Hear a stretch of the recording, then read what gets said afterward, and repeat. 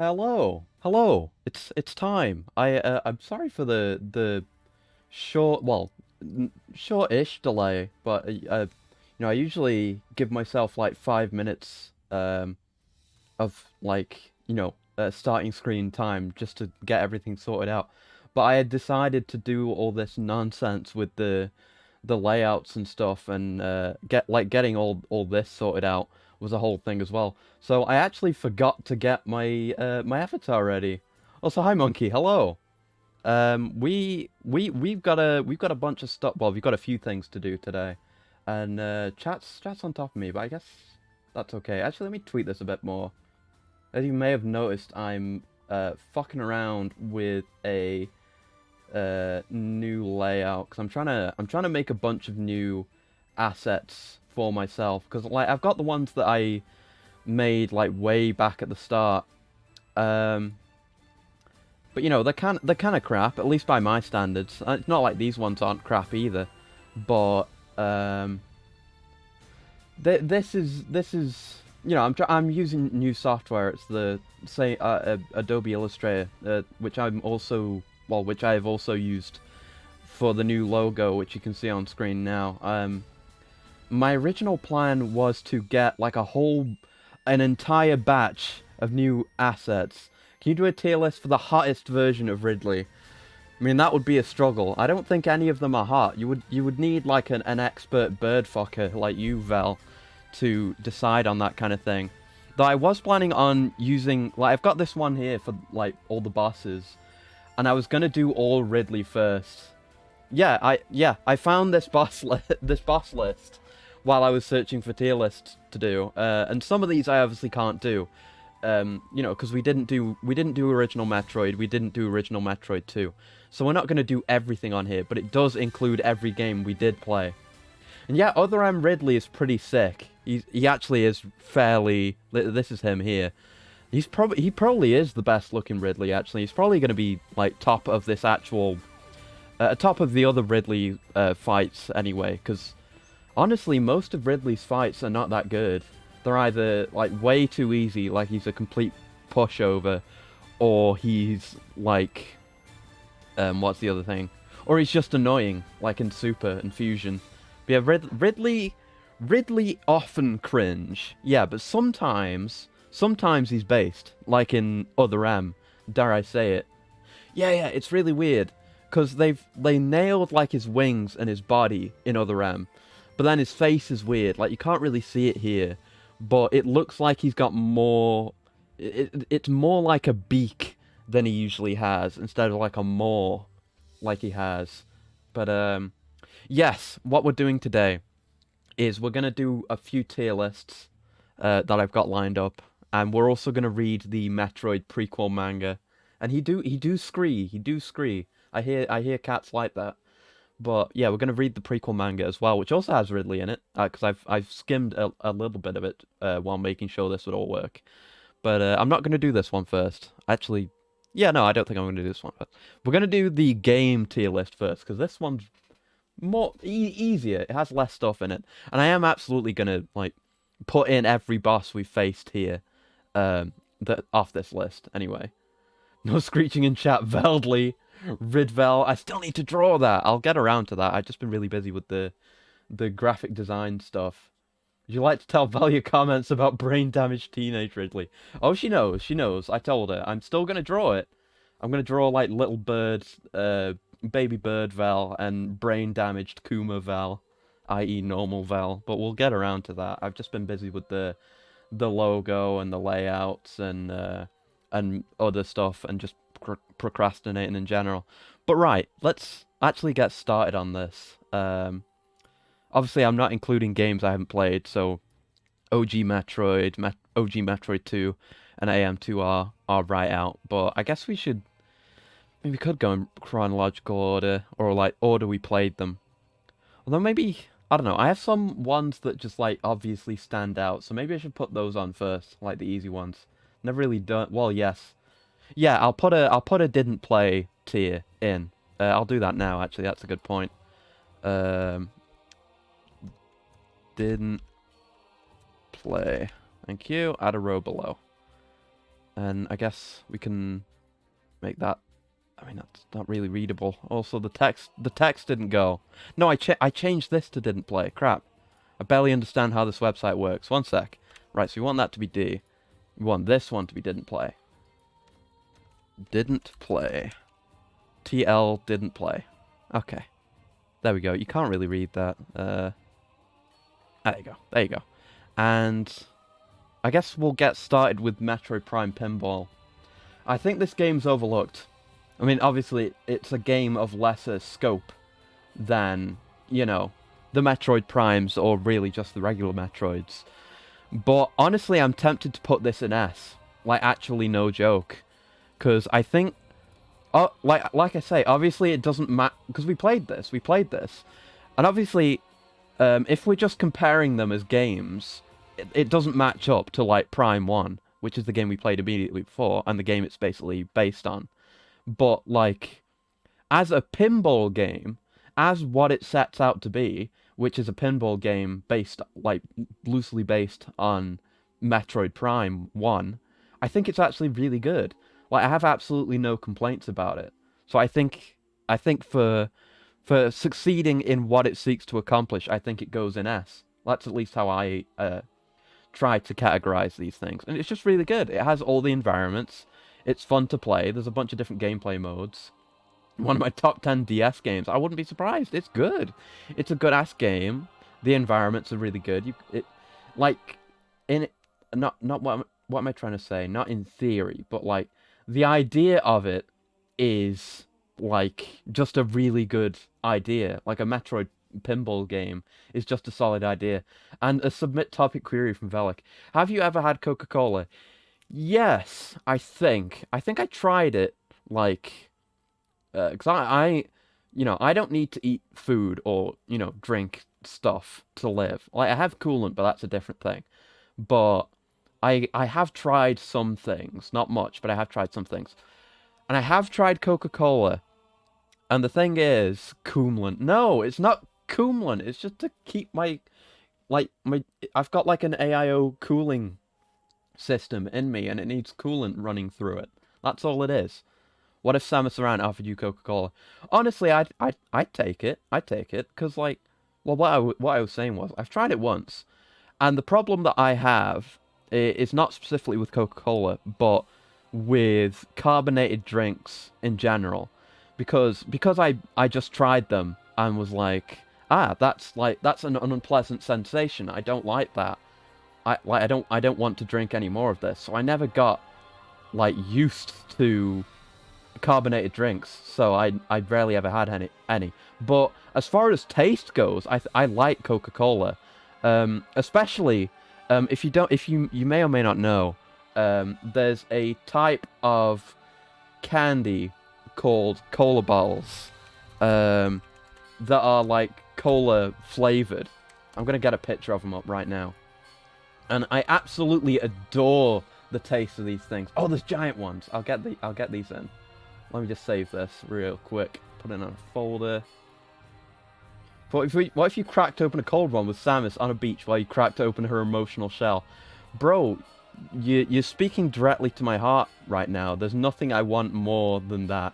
And Vocalo, right. You want me to say cola bottle? Cola bottle. What? What's wrong with that? Cola bottle. It's just my regional dialect. There's nothing wrong with it. I'm just saying cola bottle. That's what they're called. They're just cola bottles. It's like a water bottle. It's just the way that it is said here. Okay? It's a no. You wouldn't say it like that. You wouldn't say cola bottle, because you don't drop an L, because then it'd be cola bar, because you drop the second L. Exactly. Yeah. Coba. Right. Let me get this image in, because I'm incapable of doing multiple tasks at once. But here they are. Right. These fucking things are absolutely delicious. I love the taste of these, and it's like a cola taste. It's they're very nice. So, like, if I could just get, Haribo does severely good shit, and these are wonderful. I love these. I haven't had any in a very, very long time, but if I have them available to me, I will effectively inhale them, because they're really nice. And Haribo does really good stuff in general. Like, there's a bunch of Haribo gummies that are great. And hi, Crispy Fried Man. We're basically just gotten started on a game tier list, but I've gotten distracted, and now we're talking about cola balls.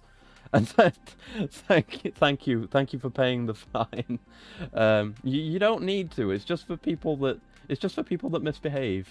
I found, yeah, I think that's probably the problem with the fine redeem, because the idea is, and I've forgotten my scarf's not moving. God damn it!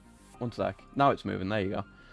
But yeah, the fine is for people that misbehave. But the problem with it is it's a voluntary thing. So if someone misbehaves, even myself, and they don't like agree with the general verdict that they should pay the fine, then they just won't.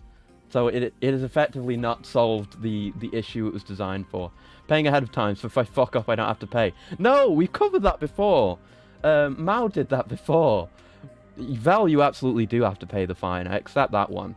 But like, you can't just pay a fine in advance so that you get to misbehave. It's not a free pass. Val, I understand. Oh god. Okay, yeah, okay. You just throw your points away if you want to do that. Val, stop. I mean, you have Luna. You definitely don't. No. You don't get to pay in advance. Jesus Christ. Val, this isn't paying in advance. This is only paying back what you owe for being a coon brain. You disgusting degenerate. You're flooding my chat. Like, you can't see it in the chat screen that is on screen, thankfully, but my little window is flooded. That's monstrous. Anyway, as for what I was talking about, yeah, Haribo Gummy's good. I'll make that go away for now. We don't need that anymore. We can get back to the game. And there was another thing that got flooded out. A submit topic query from Luna. Haribo brand Samus Aran Gummy Booba. What the fuck do you mean? What would that even taste like? What do you mean? Yeah, you do have to pay a fine for that. That's awful. What do you mean, Gummy Booba? Haribo doesn't do that. They're a wholesome family company. It's legal in Uganda. This isn't Uganda. My stream is not based in Uganda. You don't get to do that. Tastes like Samus Booba. I mean, I guess. But I mean, what would that even taste like? I mean, there's a lot of ways you could go with that. You could say it's like, you know, sweat because she's been in the armor the whole time. I don't know, you could say it tastes like chicken. Yeah, exactly, Monkey. It could taste like chicken. That's what I was going to say. Because of the Chozo DNA stuff. But if it's like fusion or post-fusion and she's got the Metroid DNA infusion, maybe it tastes like fruit gushers or something like that. I feel like it'd at least look like that, you know? You need that like cool blue color. Is she hairy down there or is it feathers? I don't know. I feel like this has come up before. And either's pretty good. I don't mind. Fruit gummy raw chicken flavor. That's genuinely atrocious. That's the worst thing. A lot of horrible things have been said already, and it's only been 20 minutes. And that's probably the worst of them. That's really impressive that you've managed to say something so genuinely atrocious. That is really awful.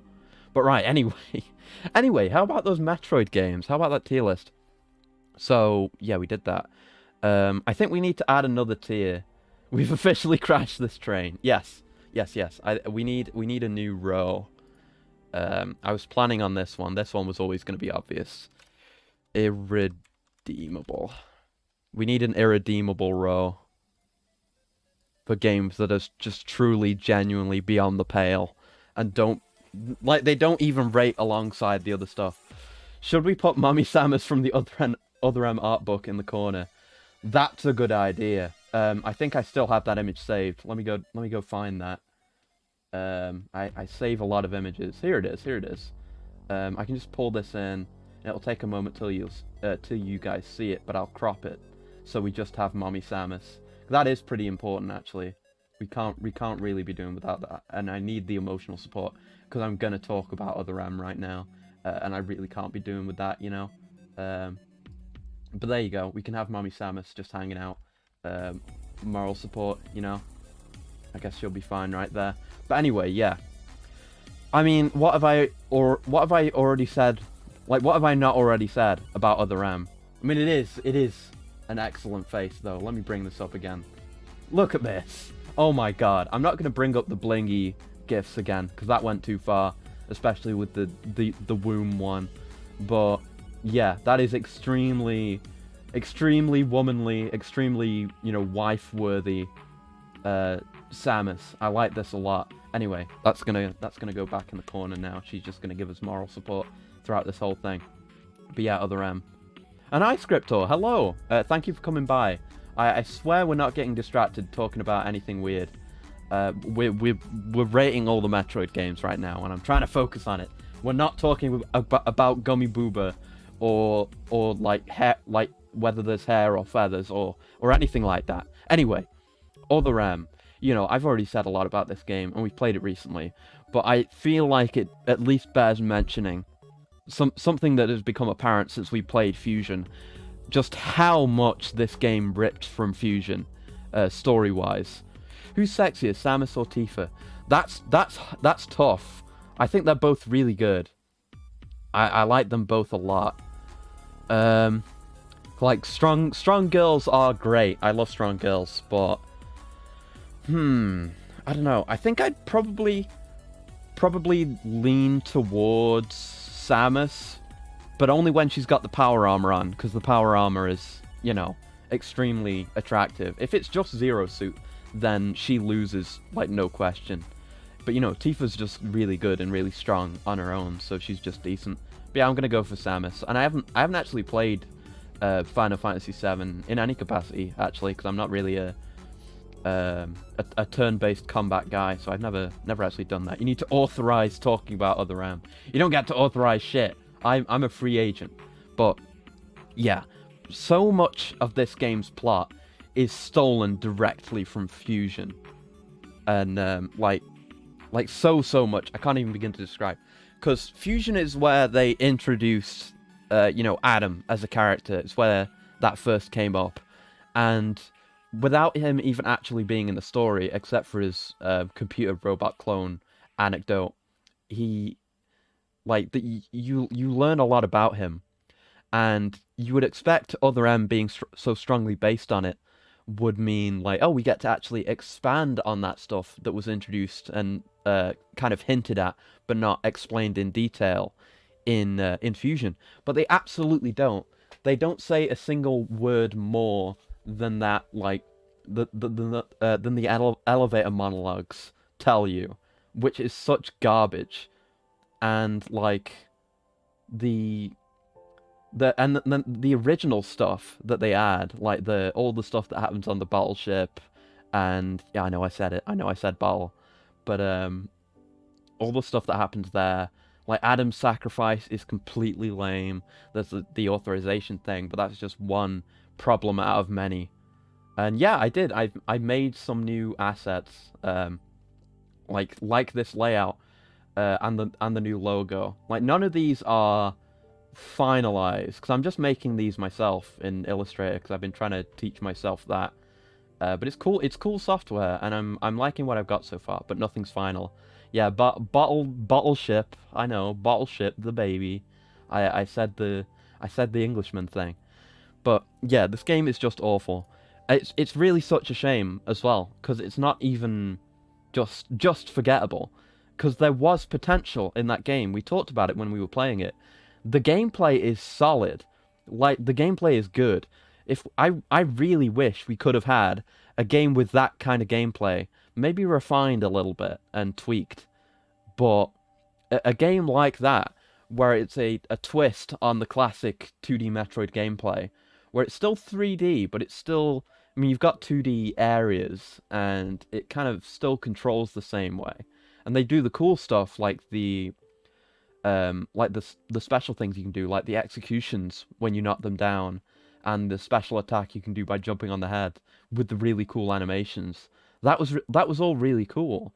Just, refine that and have a good story, and it would have been a solid game, which is what makes it so, sad. The game is so shit.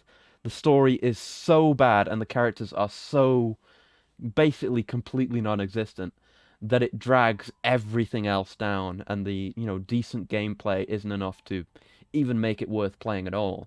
Like, I would never recommend anyone play this game, no matter what. It should probably be like a case study for bad video games. Walk in, shoot Samus, refuse to elaborate, walk off screen and die. I know, it sucks so much. Like, there are so many problems with just that one cutscene alone, where Adam kills the baby Metroid and then goes off to make his quote-unquote heroic sacrifice.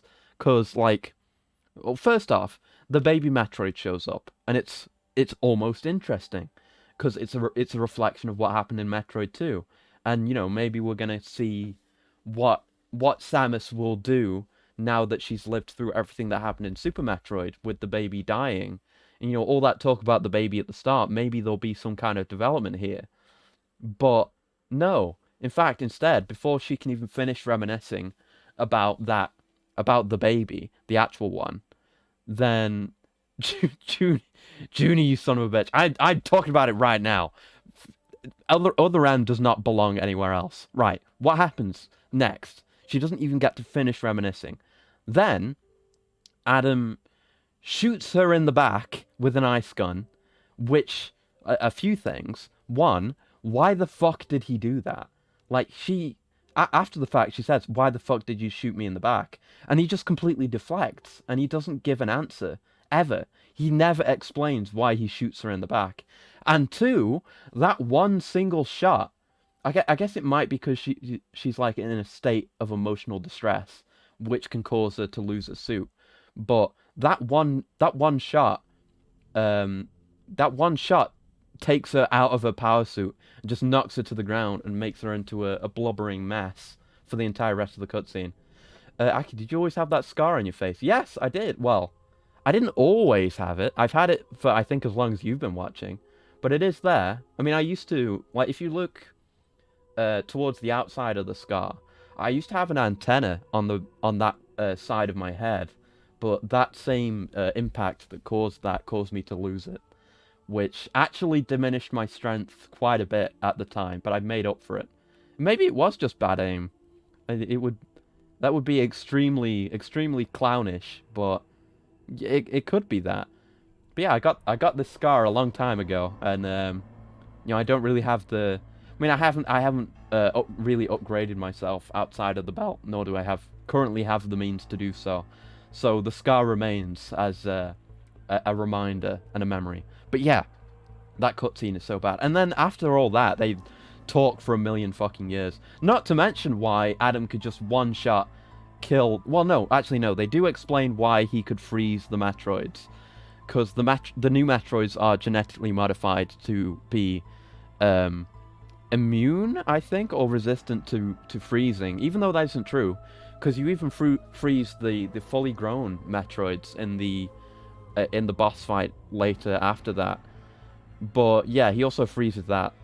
Love the part where Samus has a trauma event against Ridley when she's already fought him before.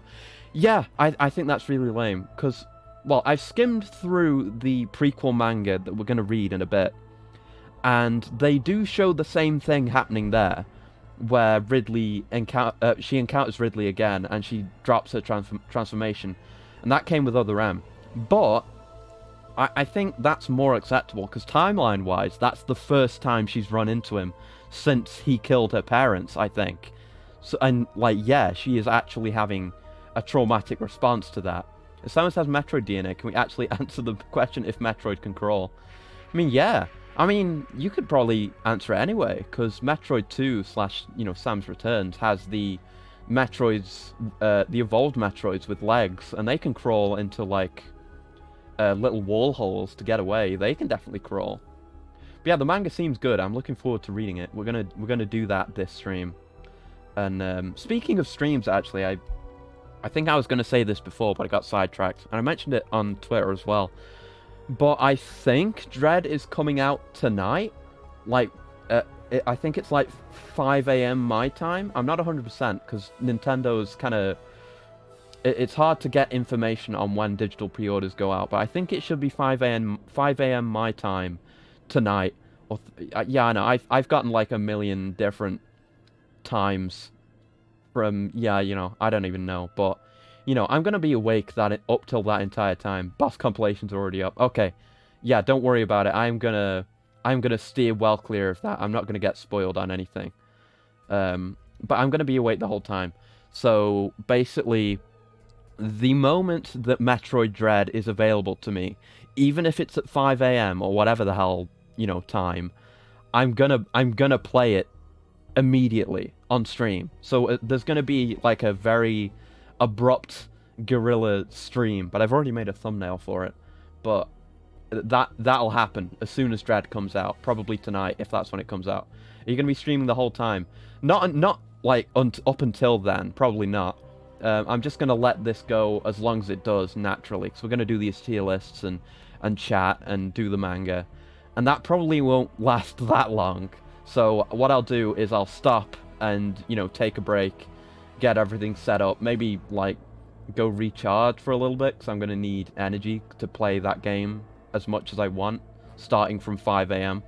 But the actual Dread stream is hopefully going to be a long one, so God knows how long I'll be awake. But yeah, I'm avoiding spoilers. I know I've heard from Luna that apparently this game is, at least its plot and the end stuff is handcrafted for me. So I'm extremely excited.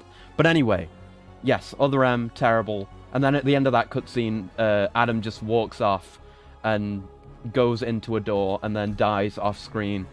So the heroic sacrifice described in Fusion is just, diminished and complete garbage and terrible. So it goes in irredeemable. I'm not even calling it like F or, Z or anything like that, because it doesn't belong on any rating system alongside any other game. It hasn't earned that. It doesn't deserve it. It's complete garbage. And actually, let me just put the games we didn't play in didn't play, and let's move on. So yeah, Zero Mission was the first game we did, and it was really, really fucking good, because it's also one of the newest ones alongside Fusion, at least as far as 2D ones go. But yeah, it's been a while since I played it, but I remember this game being really, really, really good, although it was a long time ago, so it's hard to remember. So I'm tempted to like rate this really highly, because it was really good. I'm trying to remember everything. I remember Ridley being clownishly easy, but the fact that they added that whole extra section on the end with Robot Ridley and the stealth segments and stuff, that was really sick. I loved that. I don't know if it should go in S, because my like standards for S are weird. It's annoying because it's always hard to tell when the eShop updates, especially on Switch, where unless you're a big release and reserved a spot, everything comes along on Thursday at 11 a.m. EST for some reason. Yeah, it's weird. I think it's just... I mean, I mostly like Nintendo, the games they put out, and the consoles they put out, and the services they provide. But I think they're also very backwards and behind on a lot of things when it comes to stuff like multiplayer, stuff like kind of the eShop a little bit, and stuff like this with pre-orders. When do we get an underwater Ridley named Squidly? That's a good idea. Maybe. I mean that'd be good. We've definitely had underwater bosses, but Ridley's form has never changed that much. Like he's gotten robot parts and stuff and been corrupted by Phazon, but he was always Ridley. Next Ultra Kill update is Squidly. Oh god. If you thought the counters were cool in Samus Returns, oh fuck, oh god, are they? Is it really that good? Because I really liked the counters in Samus Returns, but if it's even better, like I could see people having issues with it. Like you can't really do it outside of, say, like standing still. So adding more mobility stuff to it wouldn't be insane. So I'm very excited. Switch's eShop is easily the worst for both devs and customers. Say even the Wii Shop channel was better. Jesus. Okay, yeah. So that's definitely another point where Nintendo falls behind, I think. That and multiplayer and that shit they did with the phone-based voice chat and garbage like that. I think they're getting better. But it's okay. It's okay. But yeah, I think that's reasonable. Although, what's keeping it from being an S? I don't really know. Like I said, it's so long ago. when we played it. It was literally months ago, because this marathon started in like late July or like early July or something like that. I can hardly even remember, it was so long ago. But yeah, this was a really good game. I remember Mother Brain was annoying, or at least annoyed me, but I don't know if I'd feel the same way if I went back and played it now. So I guess I'll give it a tentative A. It's NES Metroid. For the most part, it's a short game. Left me wanting more. Yeah, for sure. You will love the animations in Dread. Oh, fuck. Bro, stop getting me excited. It's not out yet. I can't play it. It's still so long before I can play it. Like, you don't know how long I have perceived the last 2 days to be. Or like 3 days. See, I can't even tell. Like, my sense of time is absolutely busted beyond belief. And not even just because of Dread coming out, because I've just been reading Invincible for the last 2 days. And it's insanely good. We do need a time machine. I want to play Dread right now. I want to play it. But, anyway. Now, the Prime games could take up an entire stream talking about, because they're very interesting games. Can't do anything but thinking of playing Dread. Yeah, I'm coming close to that too. I just have to find, other stuff to do to distract myself. It's insane. Like, I get really bad about anticipating games. I remember when Metal Gear Solid 5, The Phantom Pain came out, and that game turned out to be largely a disappointment. Gameplay-wise, I was satisfied, but the story and everything else made me very upset. But I did a similar thing to this, where I stayed up, and I think it did come out at 5 AM my time again, but I stayed up that entire time waiting to play that game, and I played it like the moment it came out, and I was up till like a ridiculous time. And gameplay-wise, that's still a good game, which is why I still go back to it. It's fun to play. The gameplay is good. It's just that the story, the plot, and the characters are so upsetting. Like, I understand having a lot of audio logs, like the cassette tape things, because they did that in Peace Walker 2, and it's a pretty good way of telling like a lot of extra background stuff, doing extra, character development and interactions and stuff. That stuff was great in Peace Walker. But the game, like 5 Phantom Pain, had no story, and the story that was there wasn't even finished, and it's so sad. Like, when I played that through the first time, I didn't actually finish it. I never finished it. I remember I got to the point where it starts asking you to like redo missions, but it's like a harder version of a mission you've already done, and I was just like, no, I don't want to do that. Like, the story left me so sour and upset. And there was more story content from where I was, but everything that had already happened, it made me so upset. And the fact that I already knew what the twist was going to be years in advance, cause like, and like the FOB stuff was cool. Like, I always find myself wanting to go back to that and get into that. 'Cause that's a really cool, like, online, like, mode. That was sick, I think. You got the secret nuke ending, nice. Yeah, I think that's a whole, like, a community-wide thing. So if all the nukes get dismantled on your platform, then that cutscene is played for everyone on that platform, I think. I think that's how that happens. I never saw it myself. But yeah, Screamed happened like 3 years after owning the game. But yeah, it made me really upset. And the fact that we knew the twist so many years in advance, or at least I did. People figured it out instantly. Like that first trailer after Ground Zeroes, where Kaz looks over Big Boss and says, "What about him?" That cemented the twist. And we were like, oh, at least I was like, oh, okay, that's an interesting twist. They're probably gonna like reveal that like midway through the game, and then we'll see how the story develops from there. That's like a really interesting starting point for a new character, and like continuing on with the universe. And then you get to that point in the story, and you're like, oh yeah, okay, it's finally happened. Okay, yeah. So what next?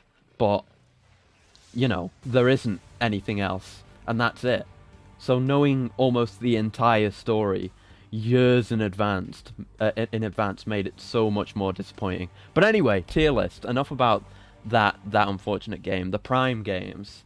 Now you can play Amazon Warehouse Simulator. I mean, I I I'll just say I'm going off on a tangent again. I'll just say I'm a weirdo with weird taste. I like weird games that, you know, might not work for everyone. I mean, that's why I like Infra and stuff like that. But I really liked Death Stranding overall. I think the story could have been better. It's not like an A+ story even, but I really like the gameplay too. Just the, you know, having to go from A to B, planning a route, having obstacles in your way. I wish it was harder. It's not an accurate stream without a tangent. I guess so. I feel good about tangents, but I wish I still would have changed some things with Death Stranding. Like the areas that have BTs, the monsters, are too static. Finally, Acris can fulfill his fantasies of throwing piss at eldritch abominations. Well, that's kind of the thing, though. That you turned off the spoiler video. I'm about to cream. Oh my god, you're really working me up. Cause like, Luna was telling me shit. He didn't spoil me on anything, but he said I was gonna lose my shit, and that the game was like tailor-made for me. And now you're saying this, and you've really got me excited. But anyway, my point about Death Stranding was the BT zones don't ever move. They're too predictable. Like, you never have a random encounter with BTs, because obviously in the story missions they happen, you know, at scripted locations when they happen. And even in free roam, the areas that have BTs in them are always the same. Like, there was that area you go when you're like going around to the top area of the map. It's like right by the big satellite dish area that you have to deliver the stuff to. And the guy that was the face model for the person whose hologram you talk to there is like a fashion designer guy. Around there was a section of road when you build the road, and I did build the entire road because I'm an insane person with basically no help from any other players. But when you get to that section of the road, you would get stuck in the BT zone, like, cutscene, and I heard they added a thing to turn that off, but that was before I finished it. But there was just always the same BT zones in the same places. So I never actually used any of the piss grenades. I don't think I used the piss grenades at all, or the shit grenades, because, like, the BTs were too easy to avoid. I never got caught in, like, the course of natural gameplay, even in the story stuff. Yeah, piss grenades. Well, to make it short, the re-released version removed the Monster Energy? Oh, that's garbage! I can't believe that. Fuck that. The Monster Energy shit was so funny. But yes, piss grenades. As part of the plot of the story, the main character, Norman Reedus, is a very special boy who can't be killed. And his bodily fluids, basically anything his body produces, the BTs, the spooky ghost monsters, are effectively allergic to it, and in fact can be killed by it. So in his room, whenever he takes a shower or pisses or shits, the systems in the base collect all that and turn it into specialized grenades you can use against the BTs. This is a real mechanic in the game, and I'm not joking. But yeah, I never used those once because the BTs were too predictable and too easy to evade. And there's a point in the game that I guess I won't spoil, but there's a point in the game where in order to progress, you have to get killed by a BT. Because when you get killed by a BT, and I didn't learn this until this point, it creates like a crater. So you have to make a bunch of craters in order to cross an impassable area. And I didn't know that because I had never been killed, because it was too easy. I think I was playing on hard, it might have been on normal, but it just didn't happen. So it got to the point where I had to look at a walkthrough because I just couldn't make any progress because the game was too easy, that I hadn't learned a vital mechanic that I needed to progress. But honestly, coming to think of it, having to die to make a crater to, like, pass is a very Kojima thing to do. Like, it feels like the different controller port thing for Psycho Mantis and shit like that. It feels like something he would do, but there was basically nothing to prime me for that because I had no idea.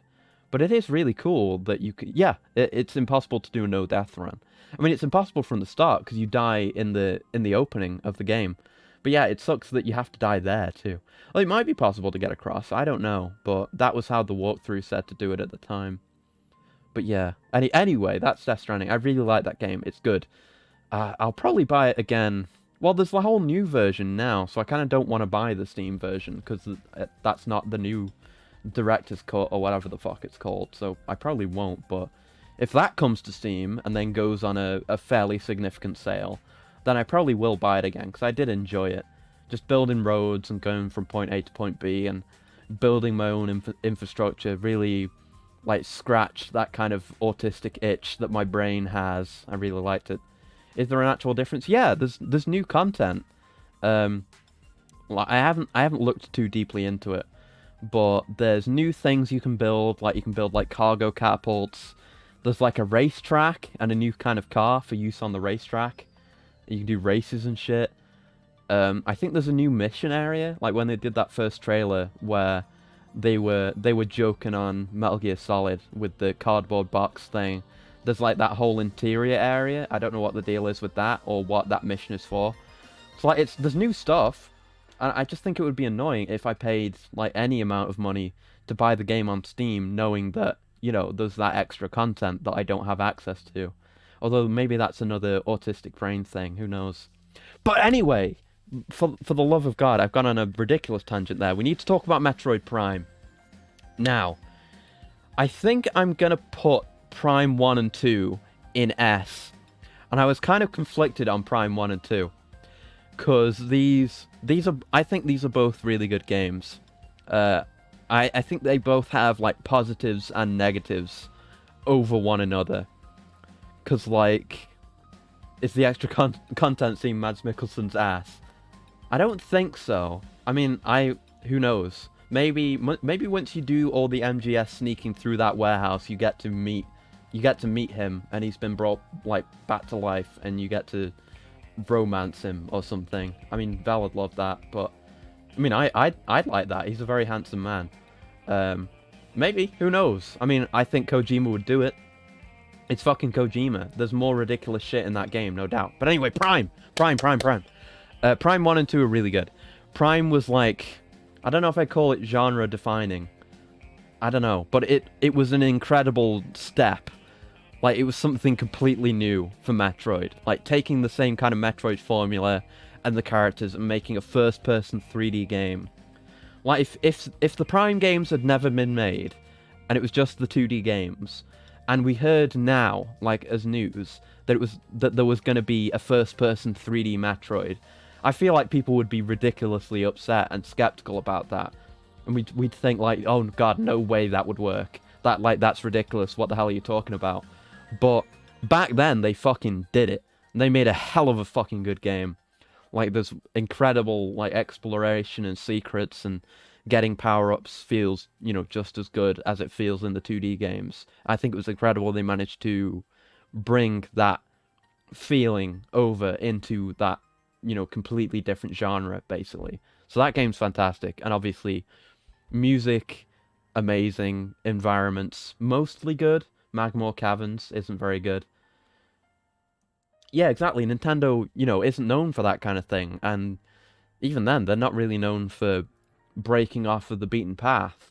So them trying something different, even if it's just them getting another studio to try something different, is, like, beyond anything I would expect them to do now.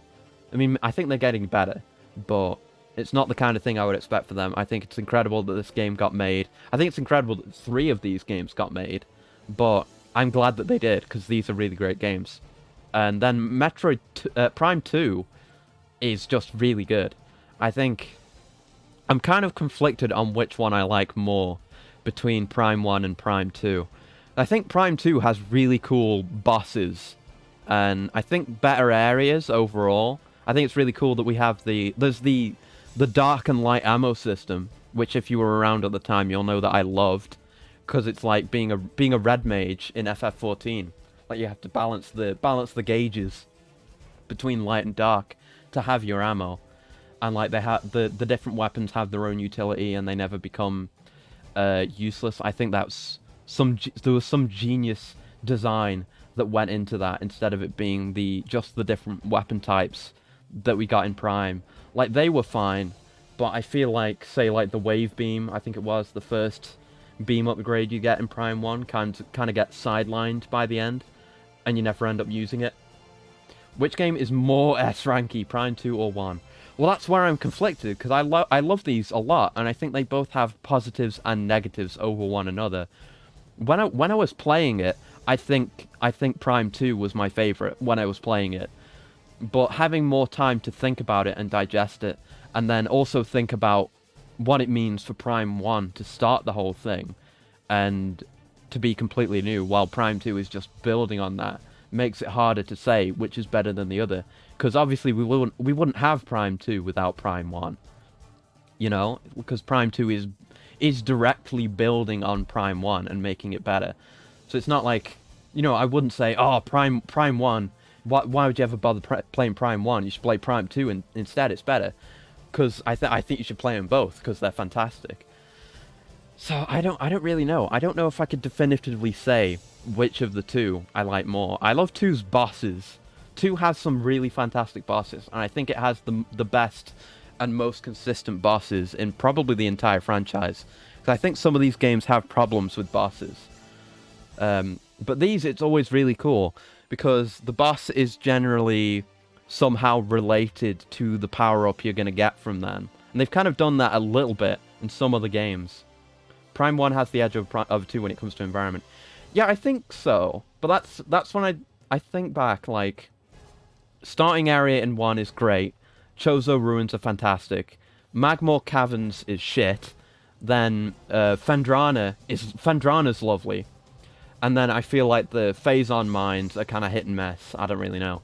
But then I think the Prime 2, and I don't think there's really any bad areas at all. Like, not on the level of Magmore, at least. And the fact that we have 2 versions of each area too, I feel like is a really good way of doing exploration. Because you can reach those dark areas, which you've actually never been to before. But because they're like a mirror version of the light world, you have some insight based on the other world. I think that's really cool as well. That's something, you know, unique that they did. So I don't know if I'd say either of them did the environments better than one another. I don't know. Dark World isn't really that fun. Yeah, at points, I definitely agree. Like, sometimes it just feels like, oh, you have to go to the Dark World to solve this puzzle, and then you'll just be able to, you know, pass through the Light World. And oh, yes, by the way, I forgot to mention, what we're actually listening to now is an album that I found, like, 5 minutes before the start of the stream, called Harmony of a Hunter, which is just like a bunch of remixed tracks from Metroid games. And yes, it is Gravity. I'll link the YouTube that I'm playing it, the YouTube video that I'm playing it from right now. And it's pretty good from what we've been listening to so far. Like, I realized, like, 5 minutes before the stream that, like, oh yeah, this is just going to be a Zatsudan thing, so there won't be any, like, background noise, and it'd be kind of weird. So I decided to put this on. And it's really good. It's just a bunch of remix/covered Metroid music, and it's all really good, because Metroid has good music. But anyway. Yeah, that's why I think these are basically equal. You have Harmony of a Hunter 100% run, and the other one downloaded since they came out. Yeah, it is good. I literally just found it 5 minutes before the stream. Like, I didn't know about it at all. But anyway, that's Prime 1 and 2. Prime 3 I think is good. They kind of ripped a few things from Fusion, I feel like. Like, they have the whole physical corruption plot, and like the new suit because of the physical corruption, and they have the ice missiles. But I think it's good. I think it did really good things. It has some great environments too. I just don't know if I feel right about putting it in S for some reason.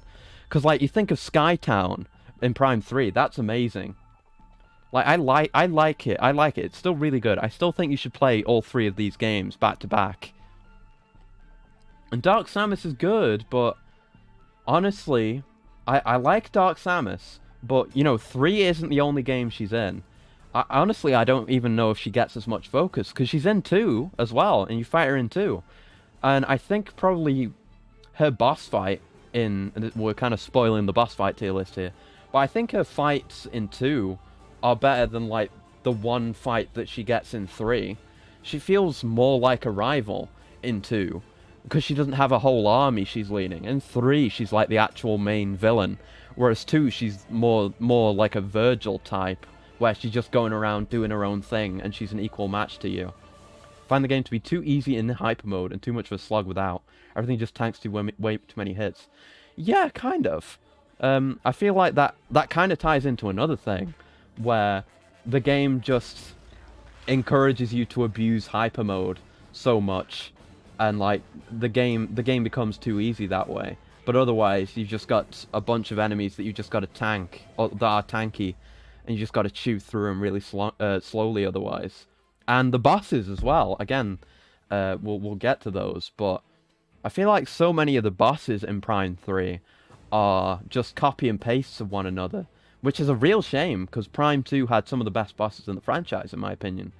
But Prime 3, so many of them are just, you know, lock on and use the Wiimote free aim to hit the weak points and then expose the actual weak point and then hyper mode it to chunk it down. Yeah, Maganar. I remember I got upset about him.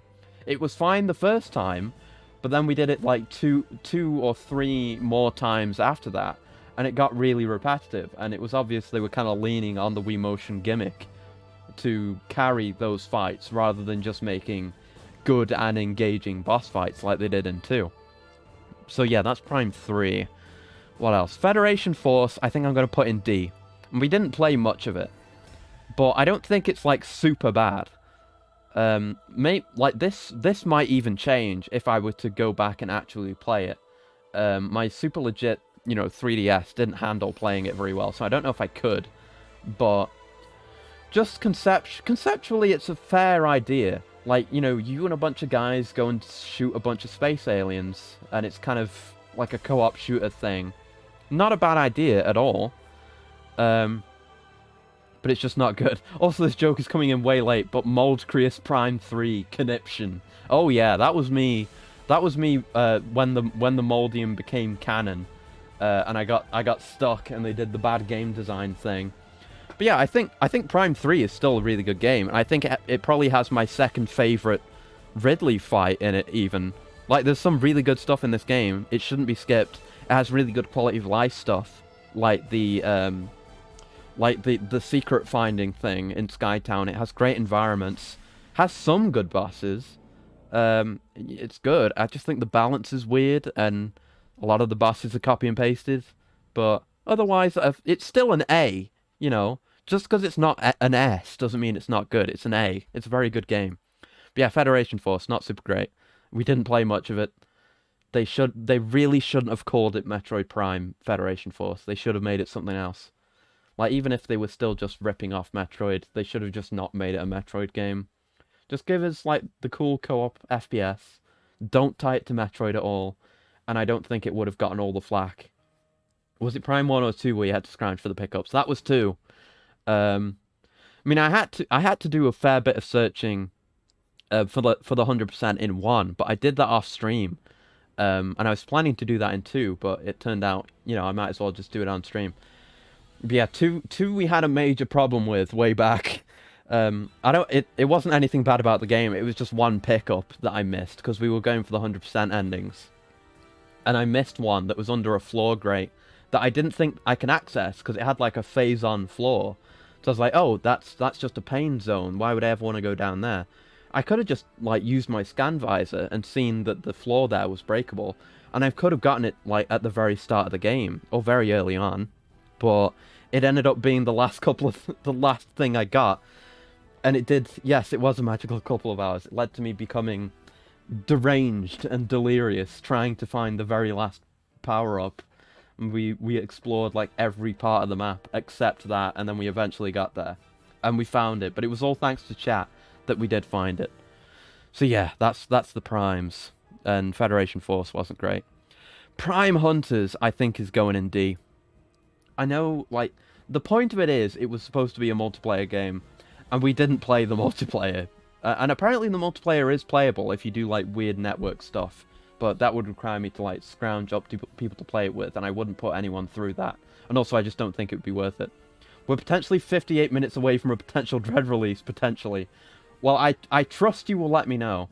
It'd be great if we could just roll this into the next stream, though I do still want to read the manga.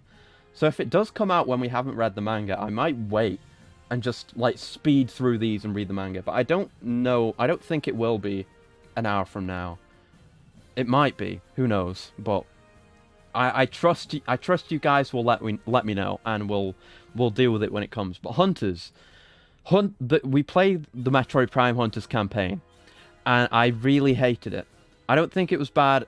It wasn't as bad as Other M, I don't think. It was, it was really limited by the technology, and it was obviously just kind of slapped together a campaign to bolt onto a multiplayer-focused game, which I understand. They weren't, like, I feel like the people who made Other M went into it thinking they were making the best shit in the world, and that, that their shit didn't stink, when in reality they were creating garbage. The people who made Hunters probably understood the limitations, and they were probably very limited, like even more so, by having to make the campaign, because they're limited by the hardware, because it's a fucking DS game, and it's fully 3D, and it's a first-person game like Prime, but, it's just not good. I think the idea of having the other bounty hunters who just hang out and can, appear all over the place, I think that was a cool idea, but it turned out they were just, I don't think they did that because it was a cool idea. They did it because they already had the bots, available from the multiplayer segment, because they have terrible AI and they're just Unreal Tournament bots, basically. People who made Prime Hunters did the fatal mistake of scrapping their original single-player campaign. Oh, that's even worse then. That's garbage, because, they could have had something good. It would have been really interesting. It would be genuinely amazing if they had made a good single-player campaign on the DS with everything they were trying to do. And Hunter's music is playing right now, is it really? Yeah, Dreams of Steel. Goddamn. But yeah, it's not good. I think a lot of the weapons you got were cool. It's cool that you have like a weapon based on each hunter, and a lot of them act differently. And I can't remember what it's called, the one that's basically a sniper that you can dome kids with, is cool. And I really would have loved to have played this back in the day, and I've actually domed some kids with that gun in Prime Hunters multiplayer. That would have been really good. But otherwise, it's just not good. The bosses mostly suck. The controls are dreadful, and I even made an endeavor to make them better for myself, and the controls were still really fucking bad. Like, it was so hard to aim most of the time. It just was not great, and like the fact that there's 4 bosses in this game, which we'll get to. None of them are any good, and after almost every single one, except for the final one, you have to do an escape sequence, and the escape sequences are never good. There's more than 10 escape sequences in this game, and like, yeah, it's Metroid, you have to have an escape sequence. I understand that, and it's fine, but just have like 1 or 2 at most. But like, don't have one for every single boss, especially when like the whole idea is, oh, you've destroyed this ancient security system, now you need to get out or you're going to be killed. But you can still come back to that place afterwards. It's not an actual self-destruct or anything. You can still come back, because you have to be able to backtrack. I feel like it serves almost no purpose except to basically tell you, hey, it's time to go back to your ship and go somewhere else now. As if the player wouldn't just figure that out on their own. Like, you could just give us a teleporter back to our ship directly. I think they even do that. So it just felt... Yeah, they do that. But they turn the teleporters off, so you have to do the escape sequence, so... Yeah, I don't know what the hell they were thinking with that. It's not a good game. It's not worth your time. It's an interesting piece of history, and it's still... It's never explained why there's a countdown. Yeah, I think they just say... They give, like, some generic message, like, oh, security or something. It was a long time ago. But it's just garbage. Really bad. Prime rewarded you for beating the boss by giving you a new ability and lets you play with it immediately. There's that too, because there's basically no upgrades. I think I don't remember if you get missile expansions. Yeah, I think you get missile expansions and E-tanks, but you don't get anything from the bosses at all, which sucks. It could have been cool if you got the... I mean, they kind of ended up doing this with Prime 3, was like, hey, what if the other bounty hunters were good guys at the start, and then you have to fight them and get abilities from them. But no, you just fight them occasionally and get nothing from them. And you do get their weapons, but you don't get them from them. You just get them like randomly scattered around the maps. It's garbage. And yes, missile expansions. I don't even want to think about how many missile expansions I picked up over the last few months.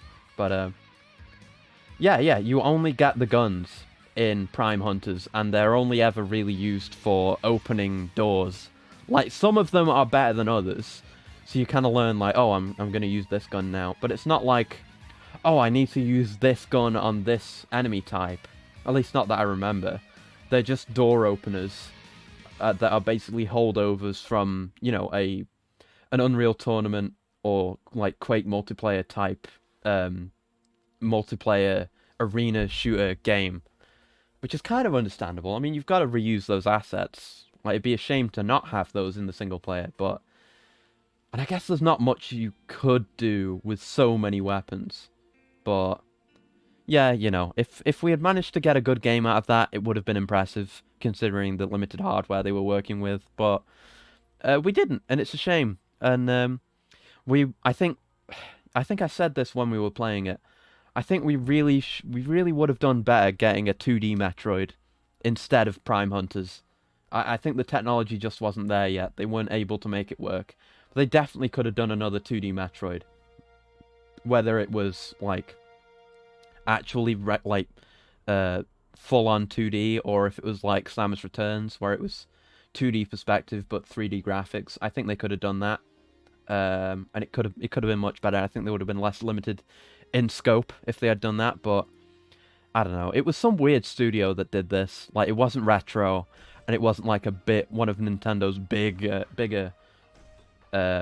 teams. It was just some weird, small, American-based one. I don't remember exactly which, but they didn't make anything worth mentioning before or after this game, which says a lot, I think. But yeah, there's that. And I guess Samus Returns, I'm not sure.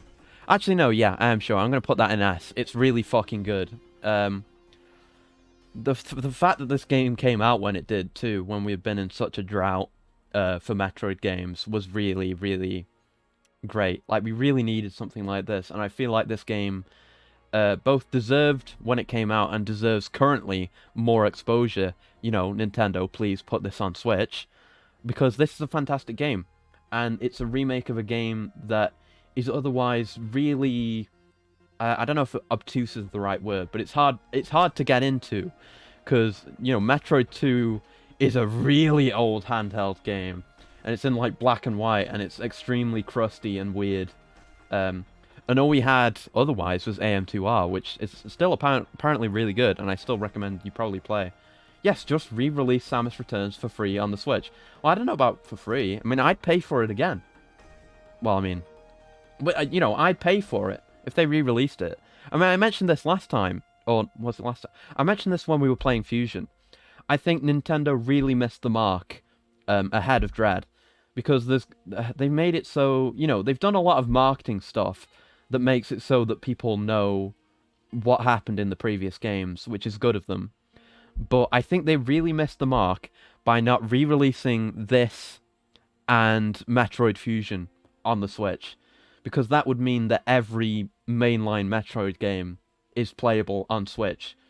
Because you would have you'd have two, you would have Super on the, 1 and Super are on the Virtual Console thing.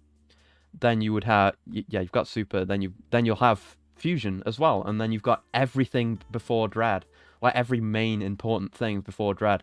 I think what they could have done is just release this and Fusion together in like a bundle, or separately, whatever, or maybe like in a bundle like they did with the Mario thing, but maybe be less scummy about it. Just release those together, let us buy them, and let people play them on Switch, because they're fucking good games, and they deserve to be played. And like I said, this deserved more recognition for being a really good fucking game. Sell a 2D Metroid Mega Pack. Yeah, even. That'd be good too. Just have them all together, make it so you can play Metroid 1 and 2 separately of the Virtual Console and without the online subscription. Bundle them all together. I think that, I don't know what they'd price that at, but I think that could be a really good value proposition, and it would be really good for introducing people to mainline Metroid and making those all available on modern hardware. And no, I do not consider the 3DS modern hardware, because the Switch exists, and there's no reason for a Nintendo handheld to exist anymore, aside from the Switch. But anyway, Super. I don't want to put everything in S. Well, I haven't talked much about Samus Returns yet, even. It adds the parry mechanic, which is apparently being built on further in Dread, that I'm very excited for, and I really love that. Like, it's a really cool new mechanic to add. Adds a lot, like, makes the combat much more dynamic. You can be kind of defensive and aggressive at the same time, which is really neat, I think. So yeah, he's hoping for good things with Dread as well. Otherwise, the boss fights are fucking fantastic. Everything they did to the various Metroid evolutions in this game is genuinely stunning. Because from what I've seen of the original versions of those bosses, they were basically just, you know, they fly around or move around depending on which one, and maybe do a little extra attack at you. But the Metroids in Samus Returns are so good. Like, there's there's variants for each. So you have the regular version and the Christmas colored version, which generally has like another attack and maybe more health, and it might act differently. So there's that. And the bosses themselves are just good. Like, they have full movesets each. They all do new stuff. It feels satisfying to learn them. And thanks to the parry mechanic and the parry openings that those bosses have, it feels like a genuine learning experience. Because the whole plot of the game is you're there to genocide all the Metroids. And there's like 40-something Metroids there. So you fight at least one of... you fight more than one of each of the different Metroid types, which, if handled poorly, would mean you have to fight the same boss a bunch of times, and it would be really boring. But no, because, well, there's the general progression where you get better equipment to use against them, but also the fact that you can learn so much about them, and they have so many nuances. It feel like you can go from the point where, oh, I'm struggling against this boss, and like have to and you know, die several times trying to beat it, as I did with a few of them, to the point where later on, even with the same equipment, just having, you know, greater knowledge and experience of that boss, you can fight it again and just completely wipe the floor with it, is a really satisfying experience. And it gives you it at least gives me a sense of growing stronger that they don't usually do, because they usually do that through giving you upgrades, like, oh, I can shoot through walls, I can deal more damage, my shots go through enemies, stuff like that, and like, oh, I take less damage through suit upgrades. But being able to convey the exact, like, an extremely similar sensation just through fighting the same boss a few times over is genuinely incredible, and I think it was either a happy accident or like the result of game design genius.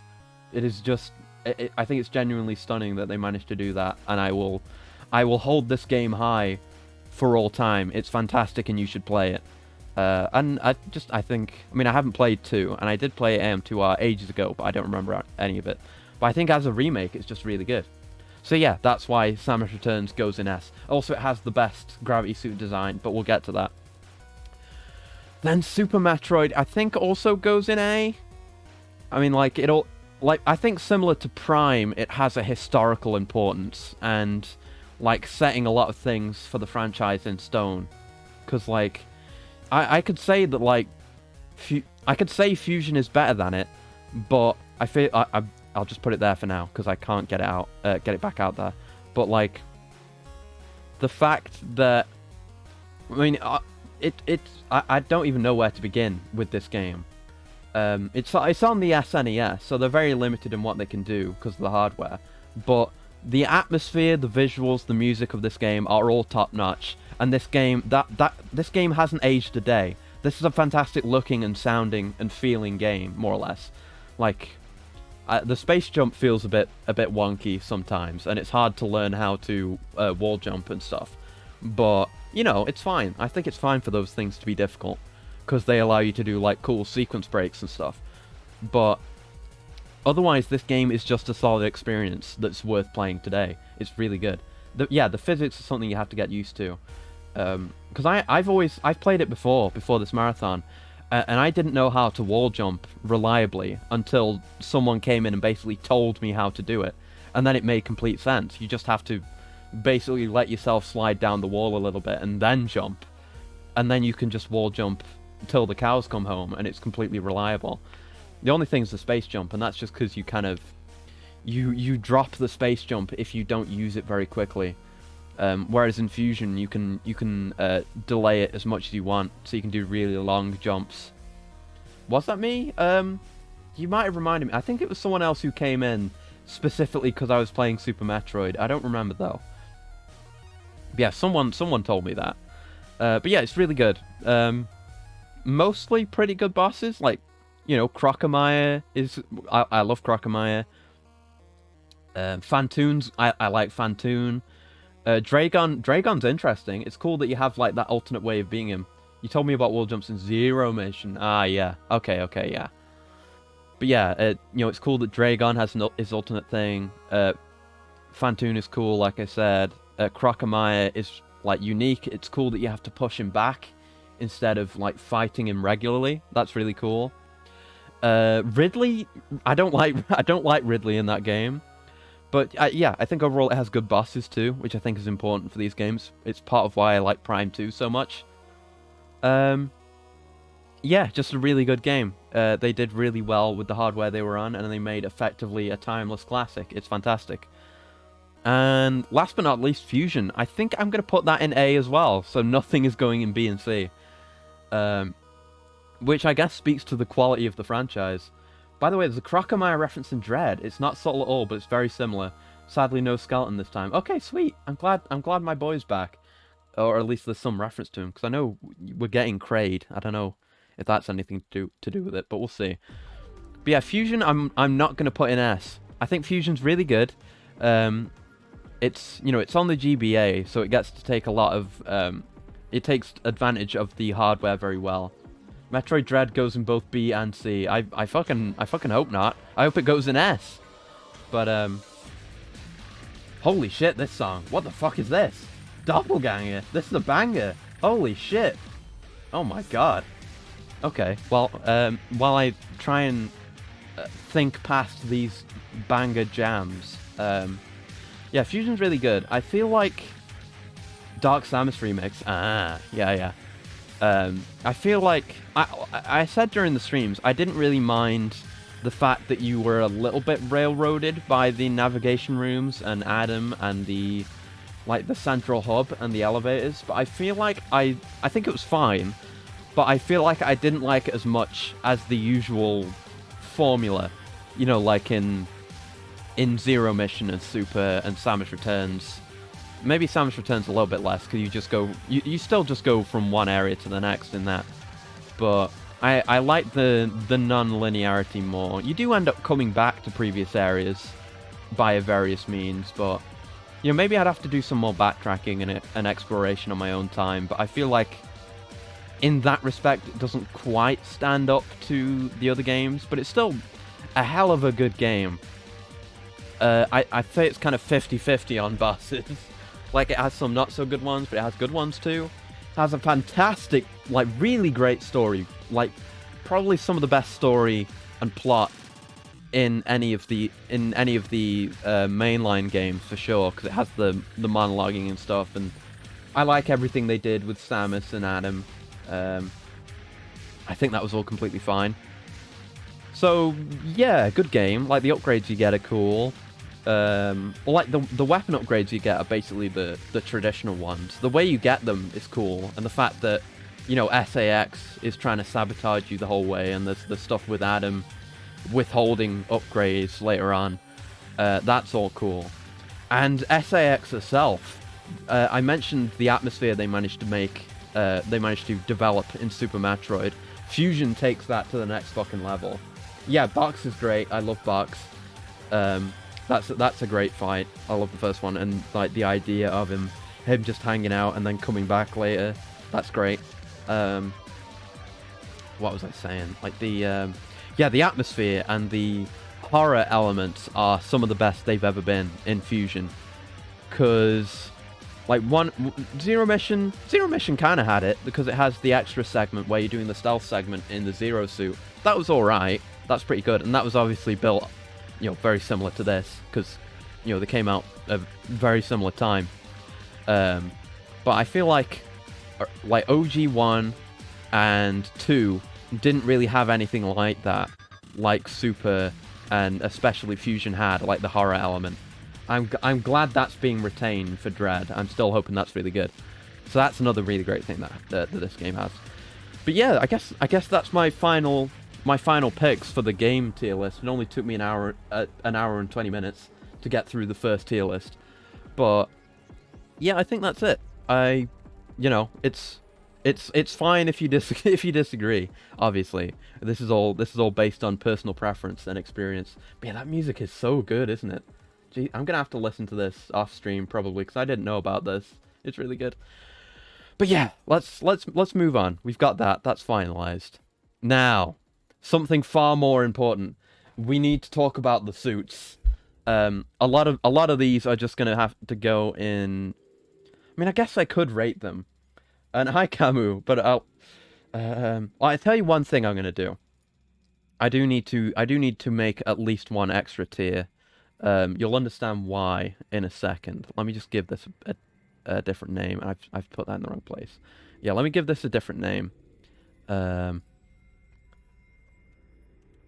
Okay, there we go. And we can just we can put all the appropriate things in there, and that'll save us some trouble, I think. Let me just find the other ones in here. There they are. Because as we've established, these aren't worth talking about. They're of absolutely no interest to me. I'm here for everything else on this list. And I've seen these things. I've been spoiled on these things already. So I knew about these, and they do look fucking sick. So we'll get around to those. But these are complete garbage. Like, who gives a shit? Like, I love Samus. And, especially, like, modern Zero Suit Samus, jokes aside, I think this is a fine design. I like Samus. She looks great. But I don't care. Because her in a power suit is always going to be far, far more interesting. So, where do we even start with this? Like, some of this is from games we didn't play, so I might exclude those. Entertained by Coconut Face NES ending Samus. Yeah, there's some weird ones in there. But yeah, blue two-piece. Yeah, these are nice. I like these. I'd say these are the bottom of the barrel. This needs its own tier list. Basically, these are garbage. These are all nice. I like these, but oh, so you haven't seen it yet? Oh no, Luna, what are you?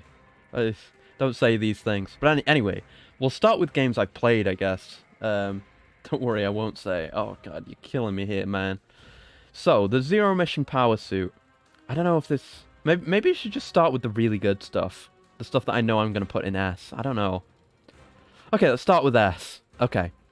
Samus Returns Gravity Suit is fucking fantastic. And as I'll talk more about as we get to more of the gravity suits, most designs of the gravity suit, like this and this and this, and especially this, are really fucking boring, in my opinion. Like, it was understandable back in the day. They're very limited in what they can do with the sprites. So, it's understandable that the suit upgrade has to be just a palette swap, basically. So, fine. But in later games, I was very disappointed that there's basically very, very little difference from Varia suit to Gravity suit. Like, Prime 1 Gravity suit is lame as all hell. It looks fine, but it's lame. And don't get me fucking started on the Phazon suit. But, after a point, you expect more, which is exactly what you get with the Samus Returns Gravity suit. Because it's based on the palette swaps. It's effectively the same thing, but they are new designs. Like, it has these like lit up sections on the whole thing. The lines breaking it up. makes it a different look while retaining the general style. You know, with it's the same shape of shoulders and everything else, but it's different. I appreciate them for going out of the way to make a good design for the gravity suit. Um, Next, I'm just gonna put these here, cause oh my fucking god, look at them. The dread suit is so good. I've said this a few times now, but all the dread suits are just such a. Well, I mean, I haven't had a close look at these, but the base dread suit is such a glorious and beautiful, like, final point and an evolution of the fusion suit, and it because it has the same visor shape as the fusion suit, and it has the kind of sinew, the biological stuff left over, but it brings in more of the mechanical components that we're used to seeing from the other suits, but it's still fresh. Like, it's not just the usual power suit chest plate. It's unique. It looks fantastic. It's an obvious callback to all of the design roots of all these suits. I think it's amazing. I don't think they could have done any better. Genuinely, I think these are some of the best suits we've seen in the entire franchise. I love these. What next? What next? I guess now we can kind of start going chronological. This power suit, the one from Zero Mission. I'm gonna give it a tentative C, because there are really bad base power suits. There aren't many. This one's fucking dreadful. The one from Prime 1. One of the things I noticed for the dread suit was the focal point on the shoulders moved to the side instead of the front and back. Yeah. Yeah, this is a fucking sick pose. It feels like she's coming to break down my door and kill me. And I still think this is good. Speaking of which, the other one, where the fuck is... Yeah, this one. This one's really good. Even better, I think, because it's matched up with the kind of design philosophies of the all the Samus Return suits, which look great. But Prime suit is the second worst of the three. It's just dreadful. Like, the fact that the shoulders are... Like, I don't know if this makes sense, but the outline of the shoulders is completely flush with the torso, and they don't, like, articulate at all. It looks really, really bad. Like, in that first cutscene where you get downgraded from the Varia suit to that power suit, it is just horrendously ugly. I hate this thing. I'm glad that didn't come back, like, in any of the other Prime games, and you just immediately start with the Varia suit. Yeah, the Zero Mission one is good. It's like, again, like I say, with both of these, the shoulders themselves aren't flush with the torso. So, you know, the shoulders still stand out despite not being the incredibly iconic Varia suit shoulders. They're still good. And I think all of Samus Returns' designs are really good. So, okay, what next? What next? This, well, I think this goes here. Like, this is just a really damn good Varia suit. It's like, because, like, Prime 1 and 2 Varia suits, good. Like, Smash Varia suit and Other M Varia suit, not super great. I'll get into those. Like, this I think is just right. Because you look... Well, let me bring these in.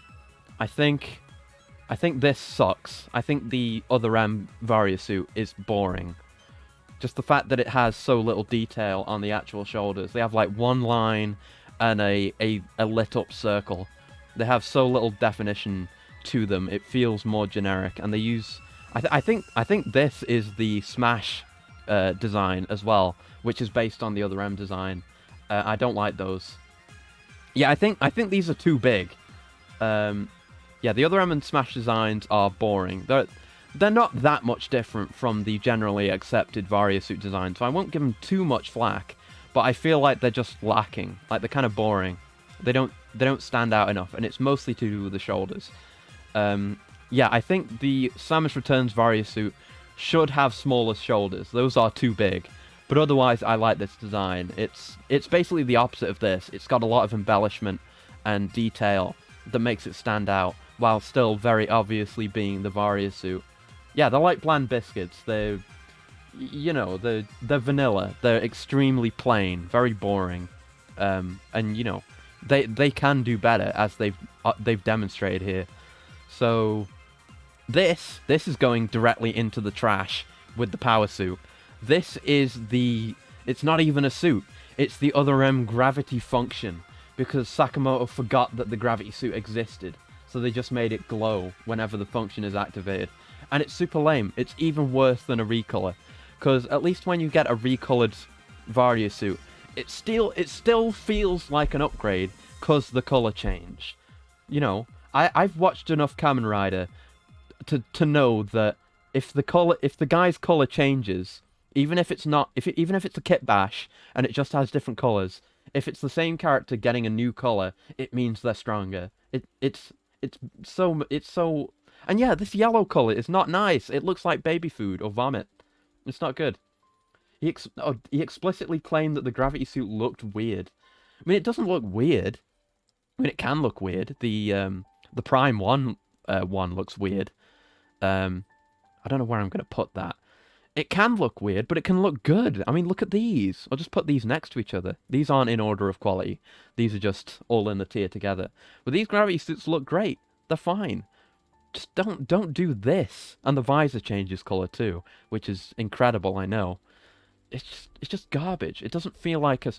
I mean, it isn't really a suit power-up, so it probably shouldn't even be on this list, outside the fact that it gives you the glow. But it's just garbage. It's not worth talking about. It's lame. Now, okay. I need to... I think... I need to, like, 100... I need to confirm what half these suits are, because this is Metroid 1 and Metroid 2, which I haven't played. I don't know if I'll rate those. Yeah, the off blue's like a good color for it. Like, let's bring in this one. Where am I gonna put the Prime 1 gravity suit? So I'm not super hot on it. That or the face-on suit. I think I'll put it in C. I think I like it more than these. I definitely like it more than these.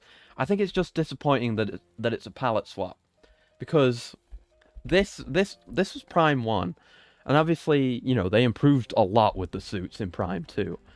But I think it was disappointing that they didn't, you know, take advantage of increased, like, polygon budget and hardware capabilities to have actually unique suit designs in Prime 1, which is why we ended up with these two fuckers. And I'm gonna... I feel like... that this is definitely worse than the Prime 1 suit. I don't know about this. I think maybe they spent all their polygon points on environment. And hey, it was completely worth it, because, I mean, you don't see these suits for most of the game, because it's a first-person game. Which is why the suits in 2 and 3, 2 especially, are, you know, incredible by comparison. So, I don't know, I might rearrange these. I think I'm going to move these down one into E.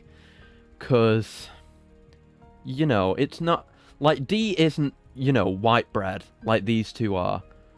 Like, this isn't white bread. But it is the, you know, the edgy shadow, too cool for you colors. And I feel like it's not necessarily a bad color palette. Like, you can do black and red well if you're subtle about it, but like it doesn't look good. It looks like someone's DeviantArt OC, and I don't like it at all. Like, gravity suit, like I said, is kind of just disappointing. But I like the color of it. I like the color of the new one too. It looks fucking. It looks like a Vimto lollipop. I want to fucking eat that suit. But right, what's next? We have the regular old Prime 1 Varia suit. I think this is good, but... Alright, what I'm going to do, I'm going to put this in C, but I'm going to say it's explicitly above this, I think.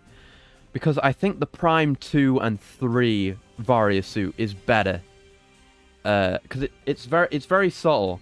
Where'd you rank Dark Samus as a suit? Triple X. I think it would actually go in S, because it's a really cool design. Because she is fundamentally a completely different life form from Samus, but the fact that she's also an imitation, like a life form trying to imitate Samus, and she has her differences, like her different arm cannon and the fact that she floats, and the color scheme is fantastic. I think Dark Samus would go in S if I had if I had those here. I'd also put like unmasked Dark Samus from Prime 2 in S as well, because that's really cool. It shows more of the Metroid Prime, the boss, not the game, elements in her design, which is really cool and kind of calls back to her origins, and it just looks good. But yes, this is only slightly better than the Prime 1 design.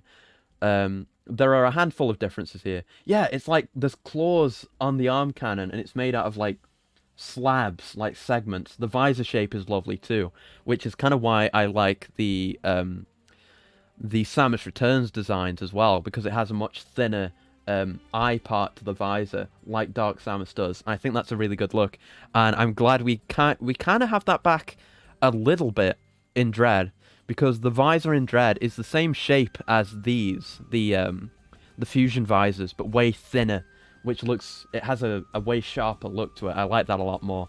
I'm doing a lot of hand gestures that you can't see. I almost always do that when I'm on some kind of rant, but you guys can't see it.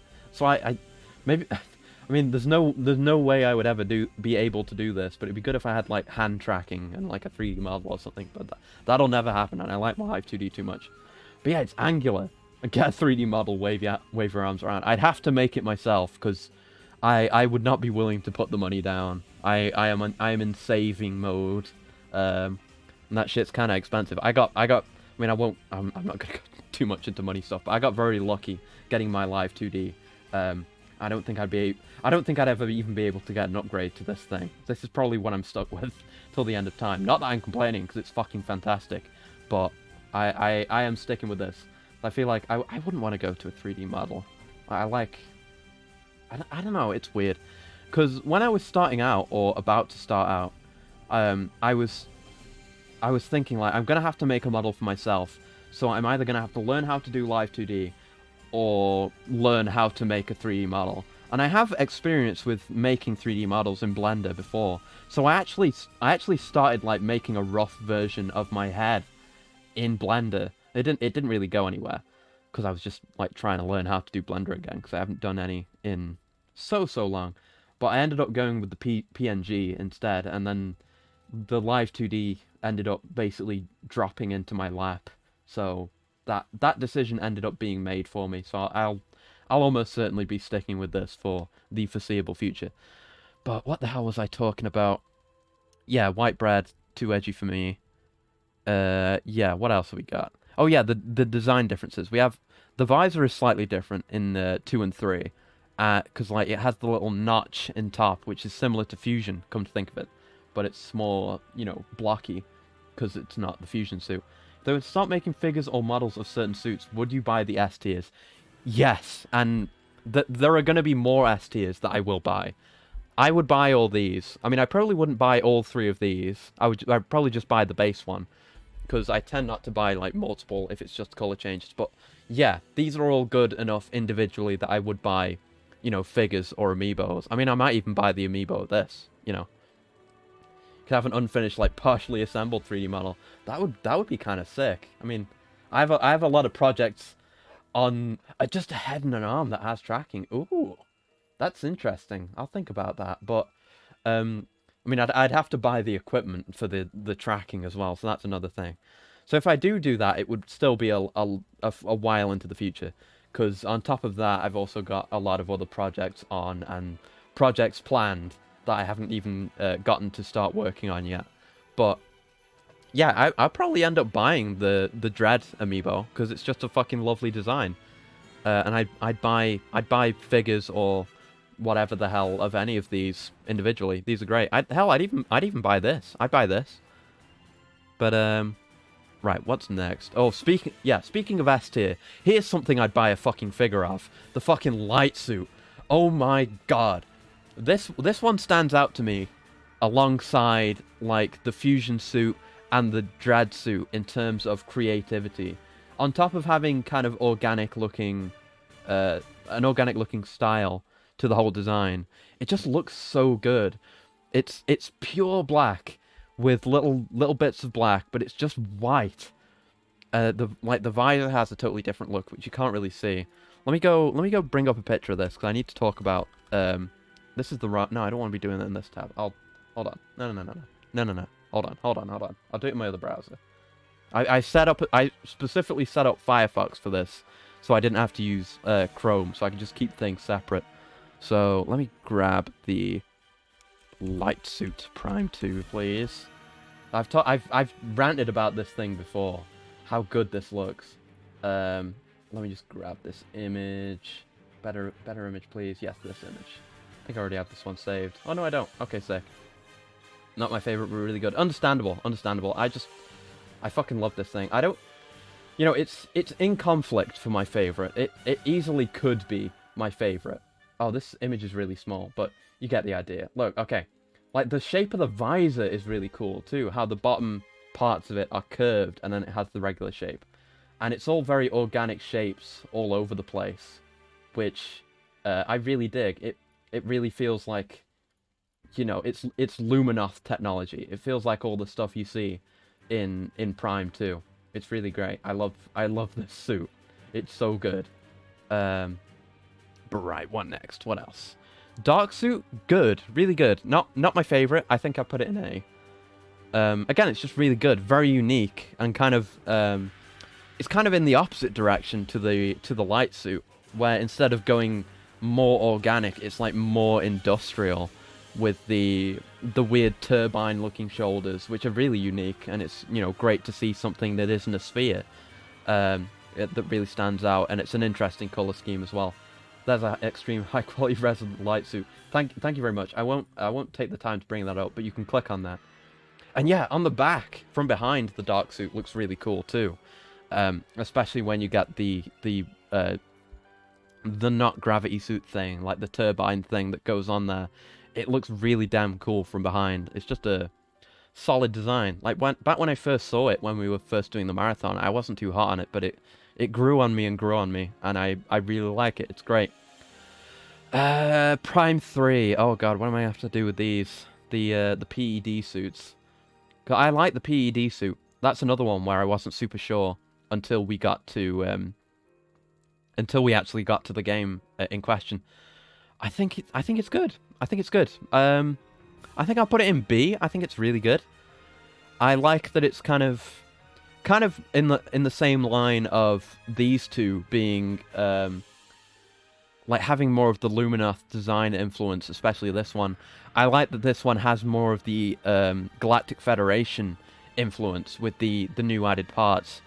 And I think it's just, like, has a really nice color scheme. I think the red is pretty similar, but the rest of the colors are much more muted, which I think looks really nice.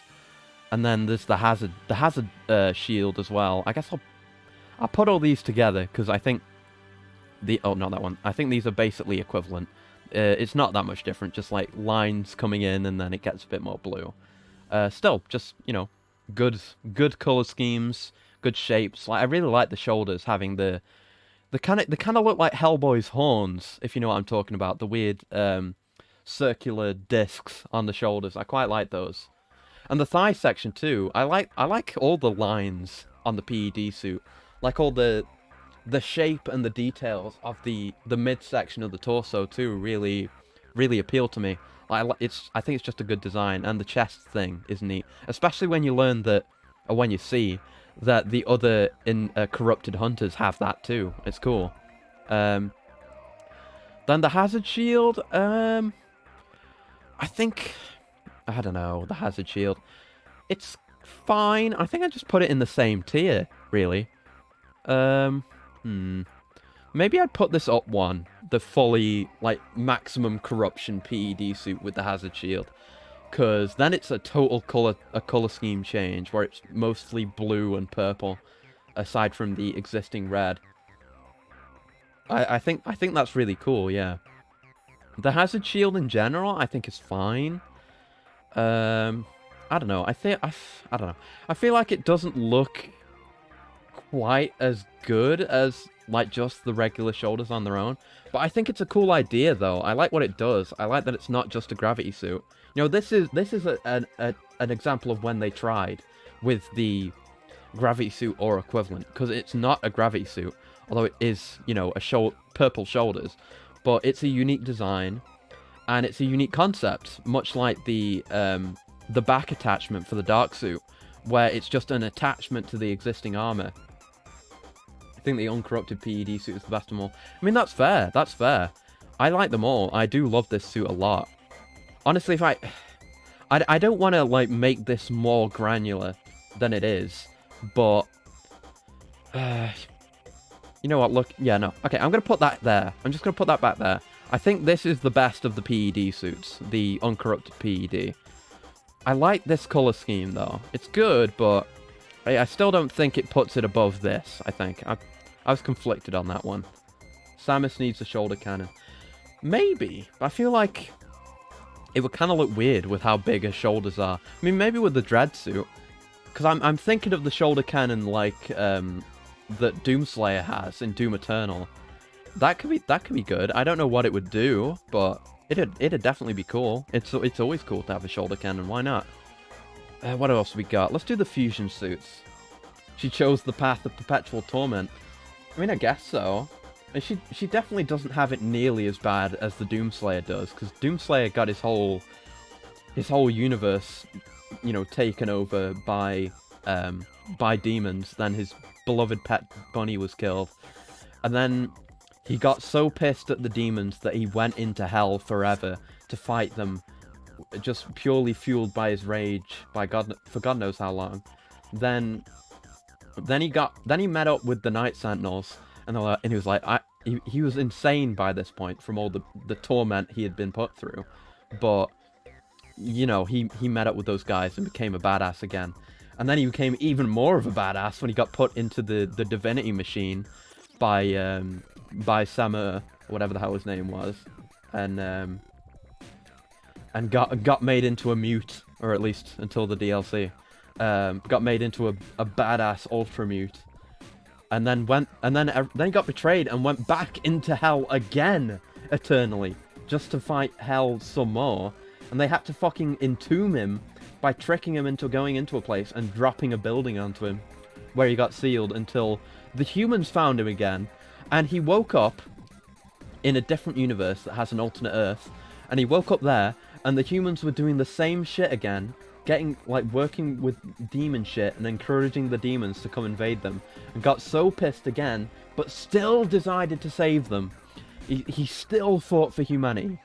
So yeah, I think the Slayer went through much worse, though I still like Samus's character a lot. But still, Doomslayer is one of my favorite, like mute protagonists. He's just so good. Anyway, this is a Metroid stream, not a Doom stream. I could get caught in that forever. Let's talk about the fusion suits. I'm gonna say, what am I thinking? I'm gonna put this here. I'm gonna put the base fusion suit in A, for a couple of reasons. I just like the design. I don't think I like the visor as much as like any of the others. What if Samus talk and she say poggers? I mean, she talks in games. She talks in Fusion.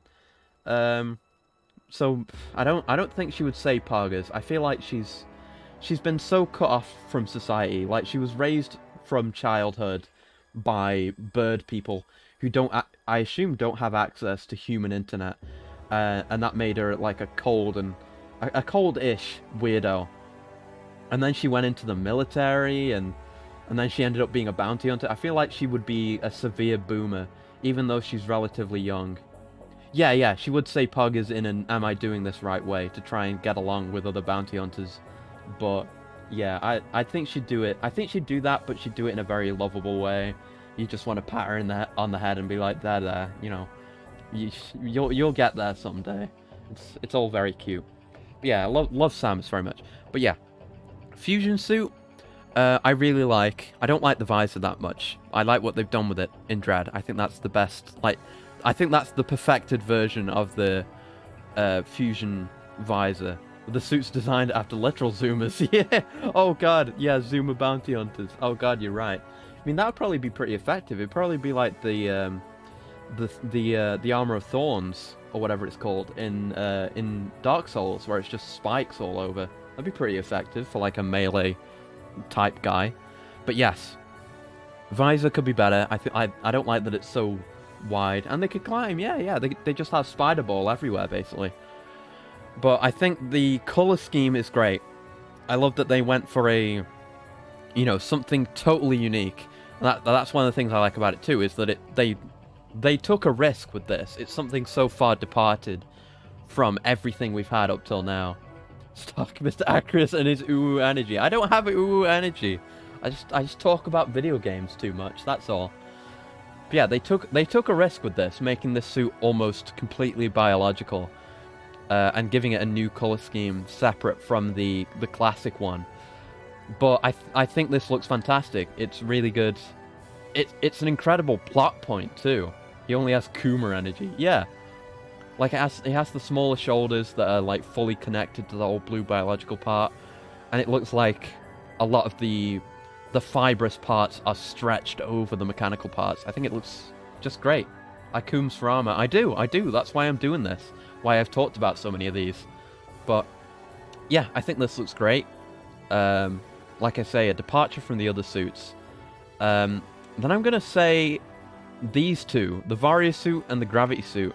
I think the color schemes on these are worse. I still appreciate them for, taking that step and trying something different. Because, like I say, Nintendo and a lot of Japanese game devs and publishers are very, very averse to that kind of thing. So I have a lot of respect for what they did with the fusion suits. But I don't like these ones as much. And the Omega suit I'm going to put up here. Because it's a last hurrah armor you get at the very end of the game. Ooh, a topic query. Arm cannon or removable power suit plate? What do you mean by removable power suit plate? So, like, is the question, would I rather have power armor or an arm cannon? Because I think I'd rather have...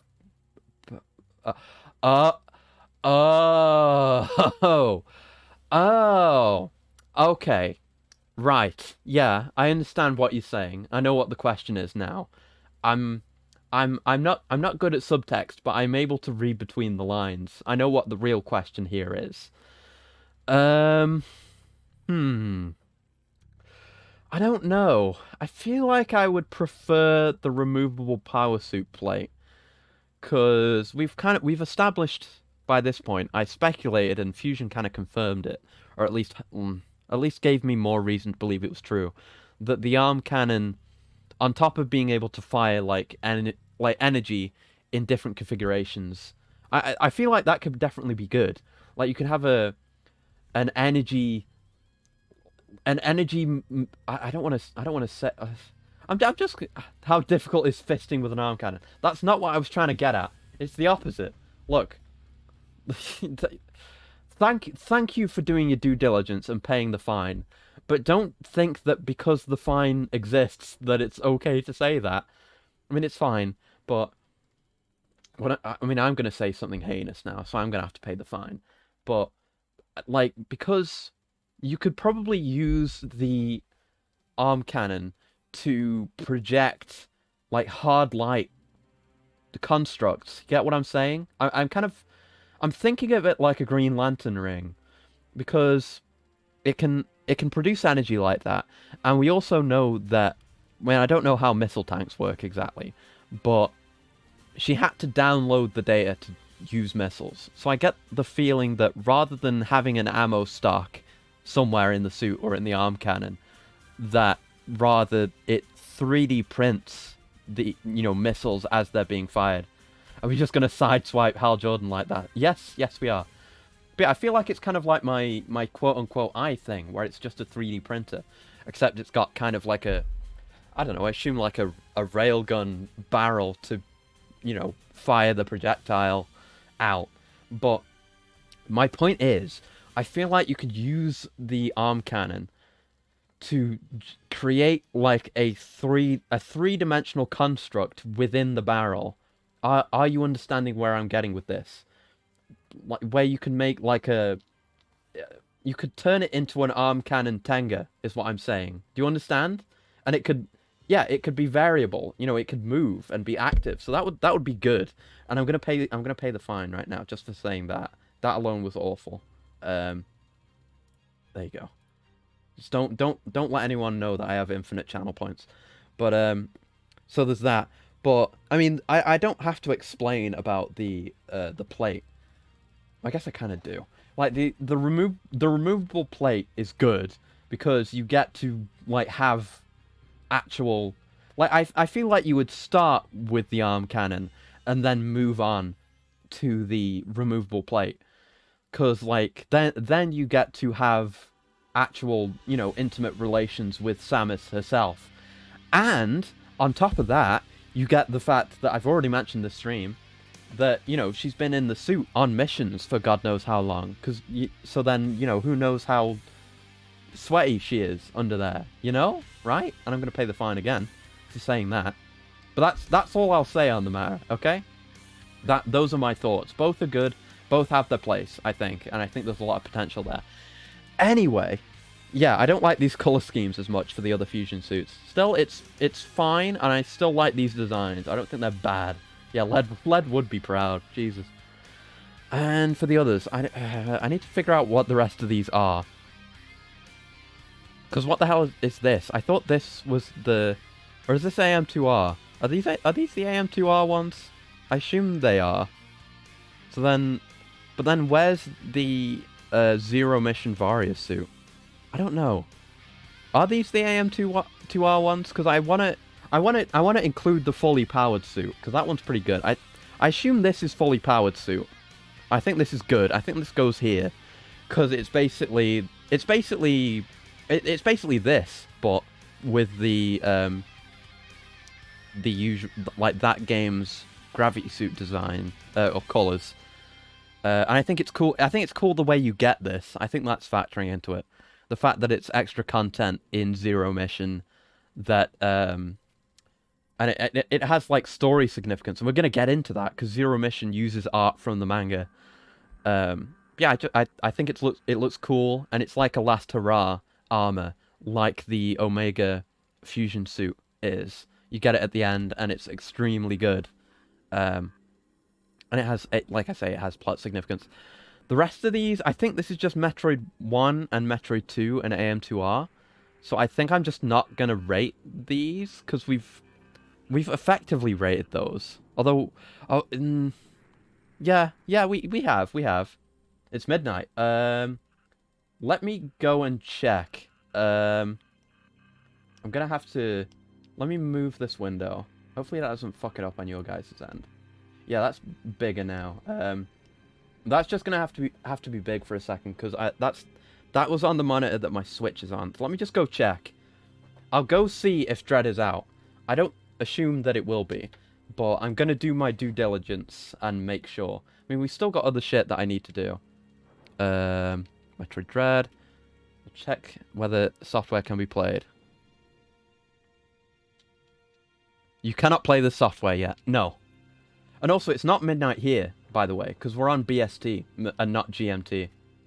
Better save all these lists just to amend them after Dread's done. I mean, I probably will, but I don't think they're gonna need amending. At least the ones we've done so far, or maybe even the boss one, because I mean, we'll probably have to add the new game's bosses. Oh, my windows are fucked up now. Oh boy. Hold on, let me fix everything. One of the problems with my setup. Just fix that side so it fits in there snugly, more or less. Yeah, okay, there we go. Okay, no BS is weird. There we go. Okay, alright. So, yeah, again, even if it was like midnight local time, it's not even midnight local time, it's 11 PM local time. I'm assuming it's going to be at 5, because that's what... Because I looked at Nintendo's official FAQ regarding pre-orders, and they said it would be 5 AM my time, I think. I think they did. But anyway, I'll know when I know. I'm gonna be up all night anyway, so I'll just play it when I play it, whenever it does happen to come out. I just may or may not be extremely tired by the time it comes out, but hopefully not. But yeah, I think I'm gonna leave the rest of these because we didn't play these. Which game had the best title screen? My vote is for Prime 1. My vote is also for Prime 1. Because it's legendary, genuinely, I think. And I honestly find it hard to remember a lot of the other ones. Acreus Endurance Stream? I mean, yes, that's what I'm going to do when Dread comes out. This isn't going to be an endurance stream. What I'm going to do, what I expect to happen, is we will finish all these tier lists, then read the manga, and then stop streaming. The stream will end there. And then I will, rest or, just relax so I have more energy when Dread actually does come out. And then the moment Dread comes out, I'm going to start streaming again, and then that stream is going to go on for as long as humanly possible. Just for as long as I feel like playing the game and don't feel like dead from exhaustion. So, who knows? It probably won't last as long as my birthday stream, 'cause that was 10 hours long. And that I had more prep for and could start whenever I wanted. So, but this, who knows how long it will go. It will go for as long as I want to play the game. And I'll probably, stream again after taking a break. But anyway, that's it for the suits. Now, this is the one with the most entries. It's all the bosses, and assuming you can actually wake up from an alarm, you could take a quick power nap. Yeah, I think I might try to do that. I don't really nap often. You successfully booted Dread. Oh, fuck. Wait, hold on. I need to fuck up my windows again. Wait. I'm gonna be upset if you can play it and I can't. Check. You cannot play the software yet. No. I'm upset. I can't believe you. I'm upset with you. Let me check again. Restarting the console or reopening Nintendo eShop will not allow you to play the software or DLC sooner. Fuck. Monkey, I can't believe you. Okay, but you know what that does mean? Okay, alright, fuck. Right, you know what that means? That means it is local time, which means we have an hour. We have an hour to finish this. My windows are fucked up again. We have an hour. Side check. But he lives in Nintendo. But Monkey, I think you're an hour ahead of me, right? So it is midnight where you are, right? Not to viewer docs, but it is midnight where you are, right? So that means it's coming out local. It's coming out at midnight local time, rolling. Okay, that means I'm gonna be able to play it in an hour. So we need to fucking hurry. Okay. Right, we need to get through this fucking tier list then. This is AM2R, which we didn't play. Oh, these motherfuckers. Goria was trash. Oh, yeah. I hate that. I feel so sorry for everyone, like, in America, basically, and, like, North America and South America and Canada and all that. Because you guys are going to have to wait so fucking long. But I hate that kind of thing, where they do the rolling releases. Can set the time forward. Oh, God. I mean, I'm not going to do that. I have to finish this. I have to do this. This is important. It might work. You might be right. But we need to finish this. I'm gonna play it when it comes out here. I'm not gonna fuck around with time zones. But yeah, Goria was garbage. You may not remember Goria. I don't blame you. He's the final boss of Prime Hunters, and the game talks him up the entire time, so much as to confirm the existence of orgies in the Metroid universe by describing his activity as an orgy of destruction, I believe it was. But when you actually get to him, all you have to do is go down to the bottom of his arena, get the Omega Cannon, which is extremely disappointing, by the way, and then just shoot it at him a few times, and he's not very hard at all. So Goria is trash. The Demon Tower thing that I can never remember is trash. I don't think it's good. And it just gets more and more annoying. By the way, I'll be nice and wait. Oh, God, that's incredibly nice of you. But this thing is just fucking annoying. And with Hunter's, like, aiming controls, it's just, like, there's nothing good about it. It's such a pain to fight and aim at those little lights on it. Like, this thing here is the actual boss, and that's Samus down there. These little lights are the weak points. Well, they're not weak points. You have to destroy all of them, and then the weak point comes out the top, and it's extremely hard to hit, especially when you're trying to move around while aiming, because the aiming is awful. Then Slench. He has my favourite name, I think, out of any Metroid boss. Slench. And you know what? I'm going to make an F tier. That's what I'm going to do. I'm going to make an F tier. Not for Slench. No, this is still D. But I need one below. Add a row below. This is going to be F. And I'm gonna move these two down because these are just really bad and just awful. So this is F, and that's gonna be like that color. And then I'm gonna put controversially I'm gonna put Slench one above because he's still really bad, but I still think he's better than these two, which are the only other bosses in the game. By the way, you just fight them all a million times. But this guy is at least relatively interesting because what you have to do for him is he has these 3 gross tentacles that come out. Of him. You have to shoot them with a certain weapon based on which Slench you're fighting. Then he comes out of the wall and kind of like moves around like an old screensaver and bounces across all the surfaces. And you have to aim to fight him, to hit him. And it's still kind of bad because, you know, the Prime Hunters has really bad aiming. But it's better than these, I think. So it goes 1 tier above. That's my love for Slench. And again, not including games I haven't actually played, so these guys can fuck off. These can all fuck off. Then this one we fought. This was like the. Wait, no. Let's go. Which ones do I want to rate right now? Maybe we could go in timeline order from here because I just wanted to get these fuckers out of the way. So who is there? Well, actually, you know what? I'm gonna put you there. I can't believe the audacity. Can confirm you changing time doesn't work, at least for me. Okay, good. I mean, I wasn't going to do it anyway. But I checked. There are multiple like Metroid boss tier lists. Because these are already pre-made ones. I didn't make this. And I cannot believe the audacity of having MB on both of them. She appears in both. And for those who don't recall, this quote-unquote boss fight was you being stuck in first person and not being able to move while like 2 or 3 of the most powerful enemies in the game get up in your face and bash the shit out of you. Yeah, I don't know why they call it that too, but she's going in F. They had the audacity to put her here, so I'm going to talk about her. And this is another thing that puts Other M in F, or in irredeemable. So I should have talked about this before. But yeah, these 2 idiots, or 2 or 3 idiots, are wailing on you. The only way you can get them to go away is to shoot at them. And they don't tell you this, but what you actually have to do to end the encounter is to fire a single shot at this dumb broad standing at the other side of the room. They don't establish this at all. It does make some sense, because she's basically a humanoid mother brain, and she's psychically controlling... telekinetically controlling all of the monsters, even though that was just a plot point they made up for that game, and Mother Brain I don't think was ever established to do that.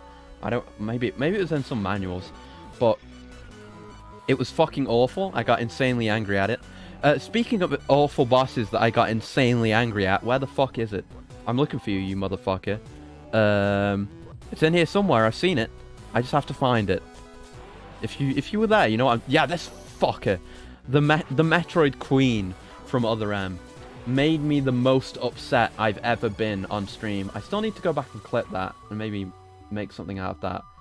But this fight made me insanely angry, and it's worth being angry about. If I wasn't warned about the absolute bullshit associated with this boss, I would have gone fucking nuclear.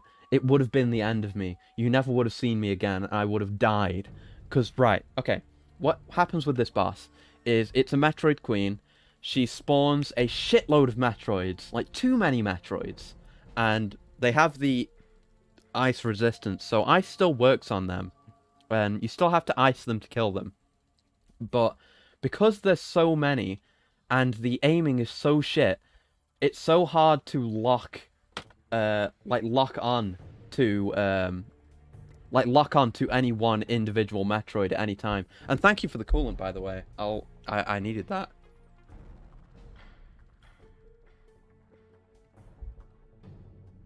There we go. Thank you, Star. But yeah. What the hell was I saying? Yeah, so it spawns a shitload of these Metroids that you have to freeze and then hit with a missile while they're on the ground. But with how shitty the first-person aiming is, there's basically absolutely no way you can reliably aim at any one of those Metroids while it is vulnerable and frozen.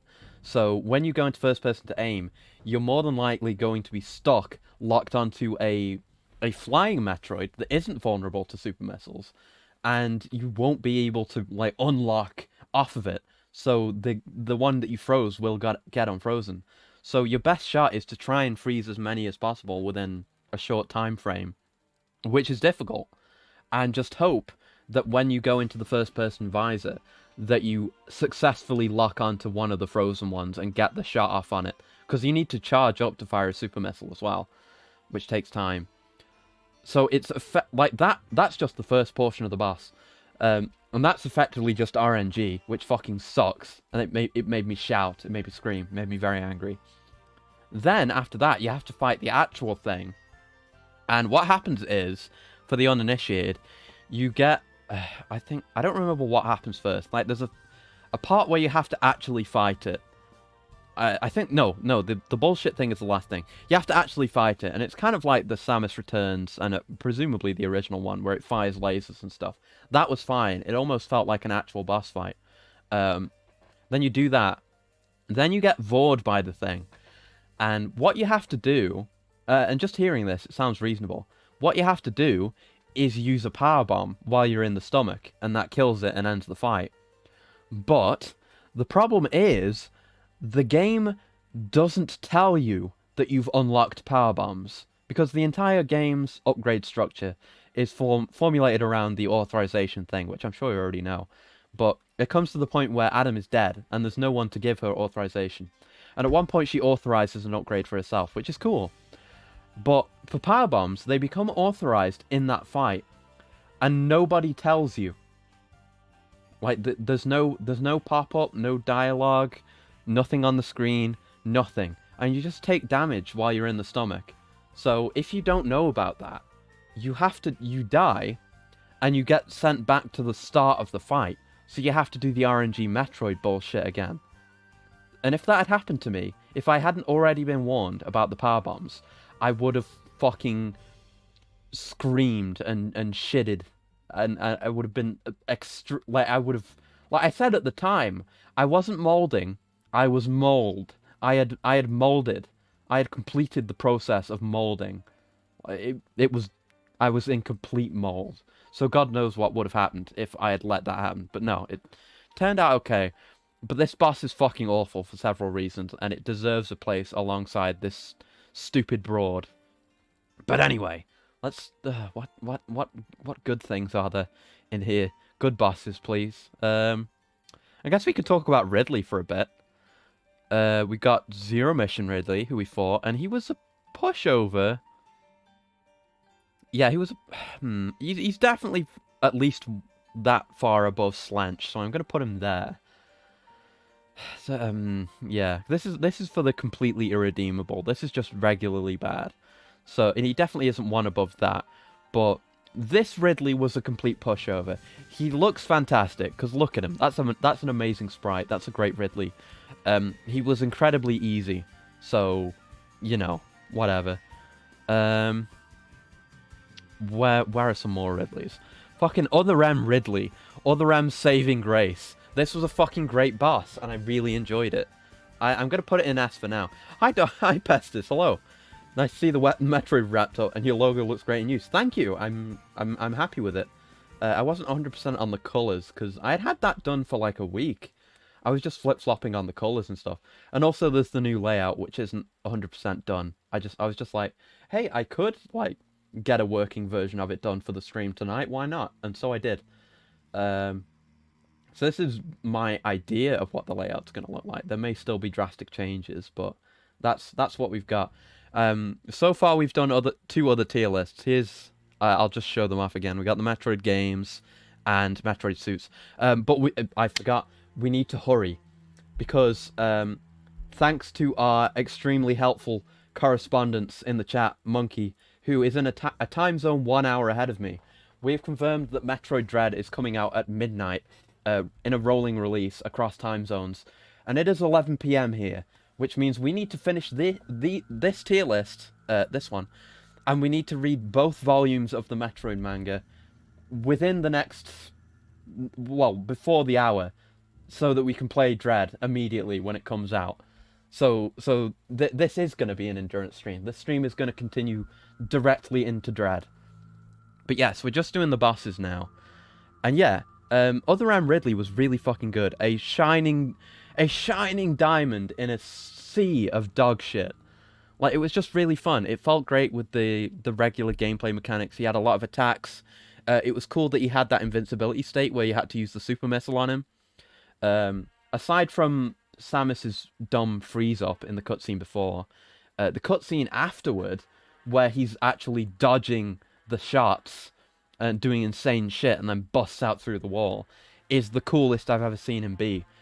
And I think it's really sad to say that this fight, a really good fight, in a really genuinely awful game, is the best Ridley has ever been.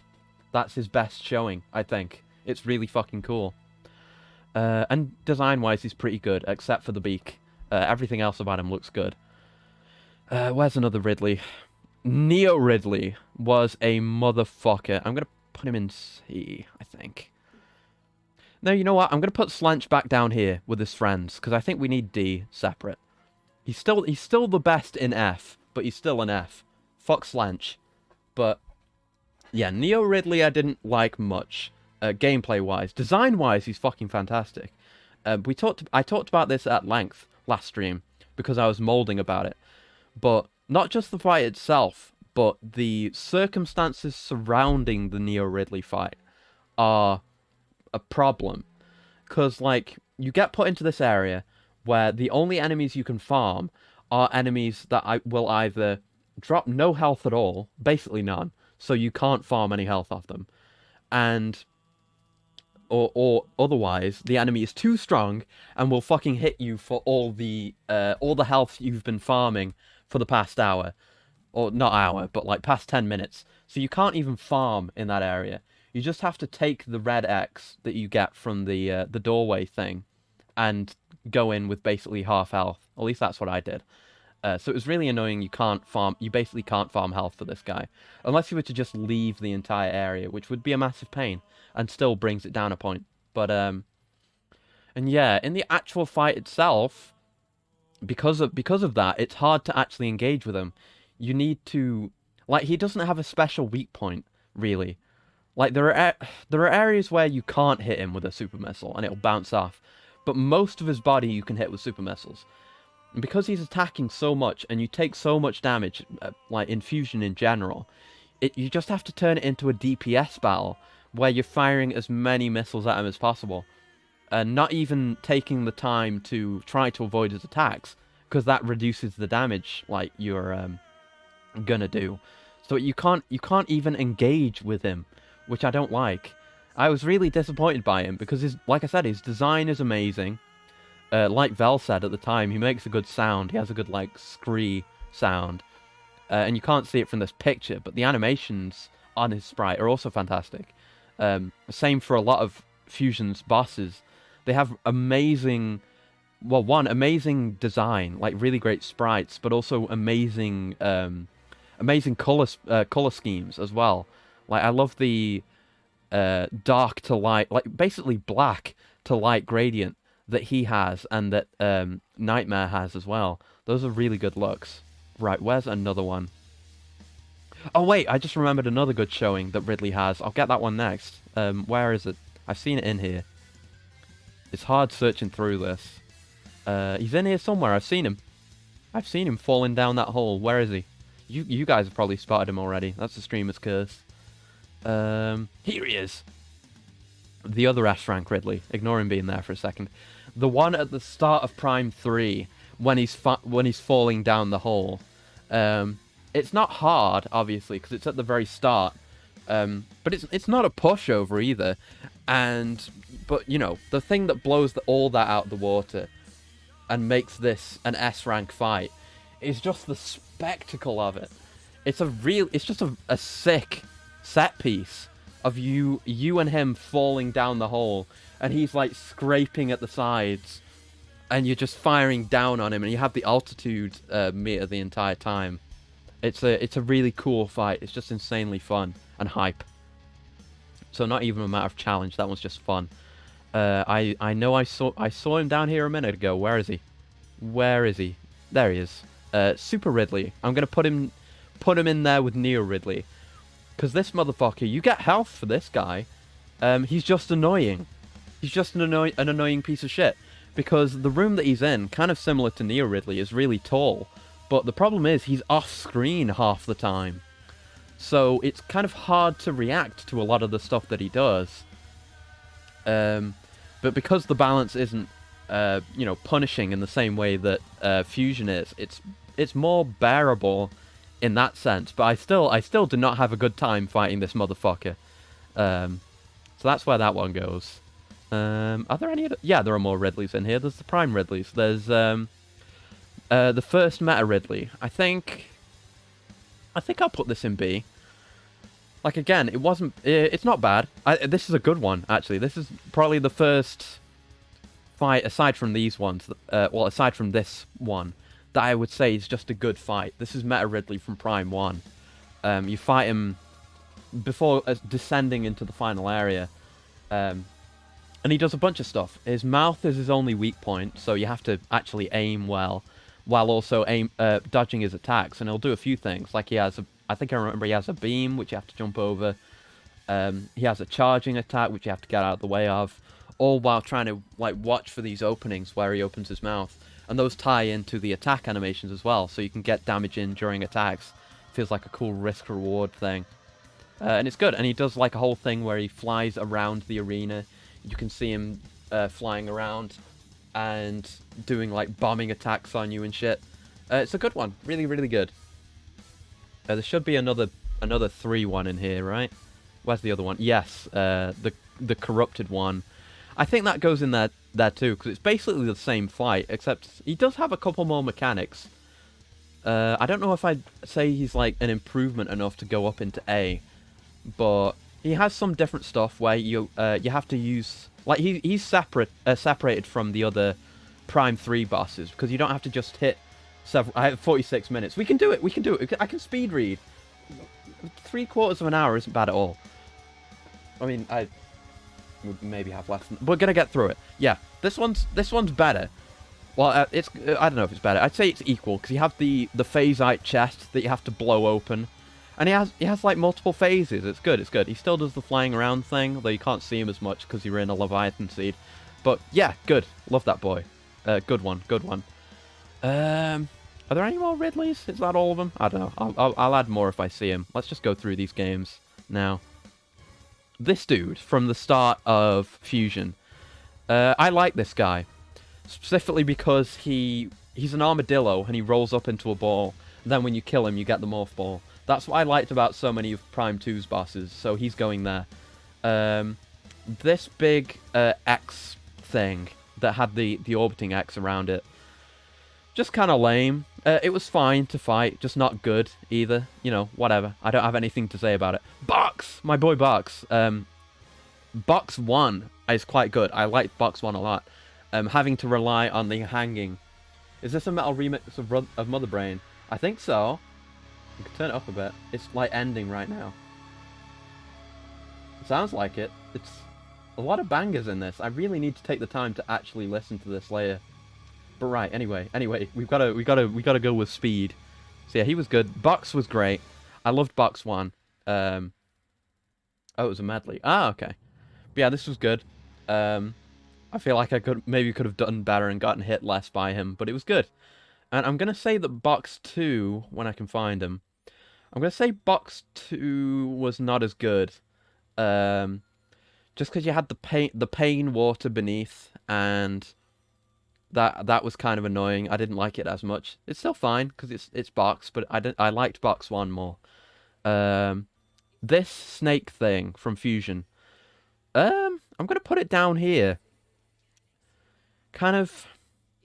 it was doing really cool stuff, where it was coming at all different angles and doing loads of different patterns. Ceres, that's its name, yes. It's one of the yeah, it was noteworthy because we actually learned its name before we fought it, or X Ceres, I guess, or Ceres X. I don't know. If we're following the naming scheme of like SAX, I guess you would call it Ceres X.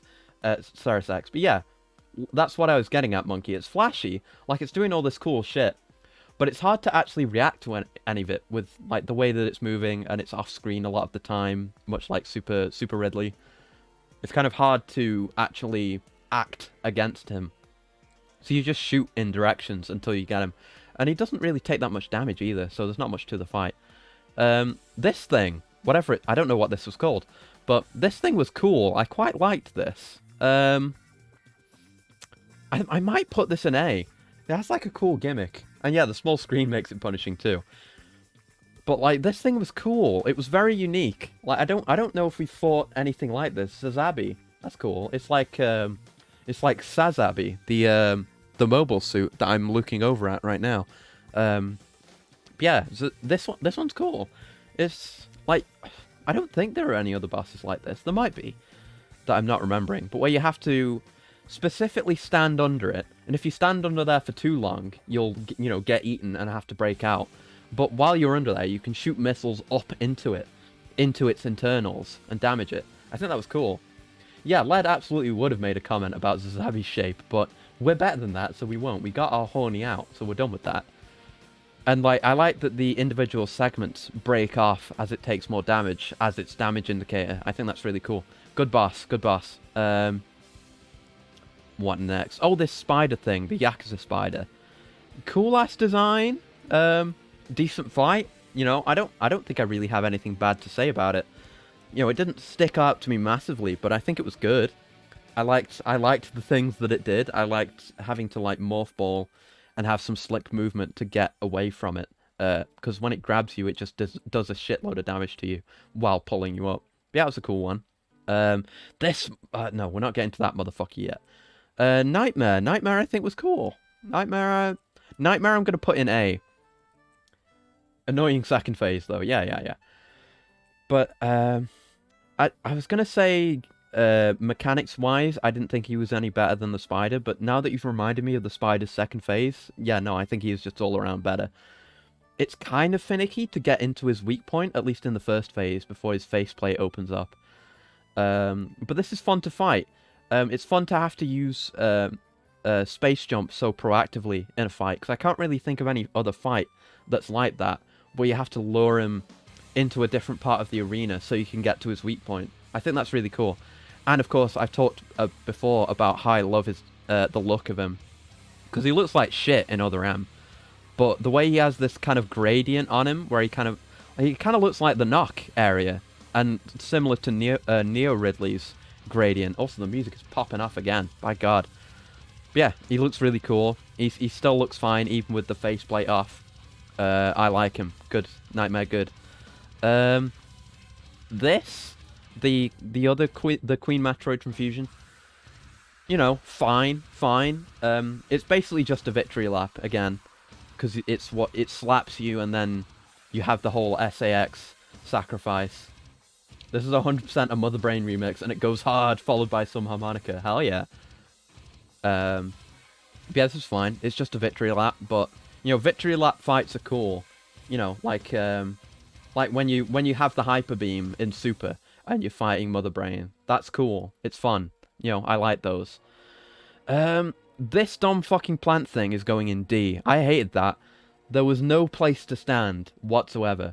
It's done nothing to make it irredeemable, like these pieces of shit. But the fact that there's barely any place to stand. It felt like fighting Mother Brain in Zero Mission.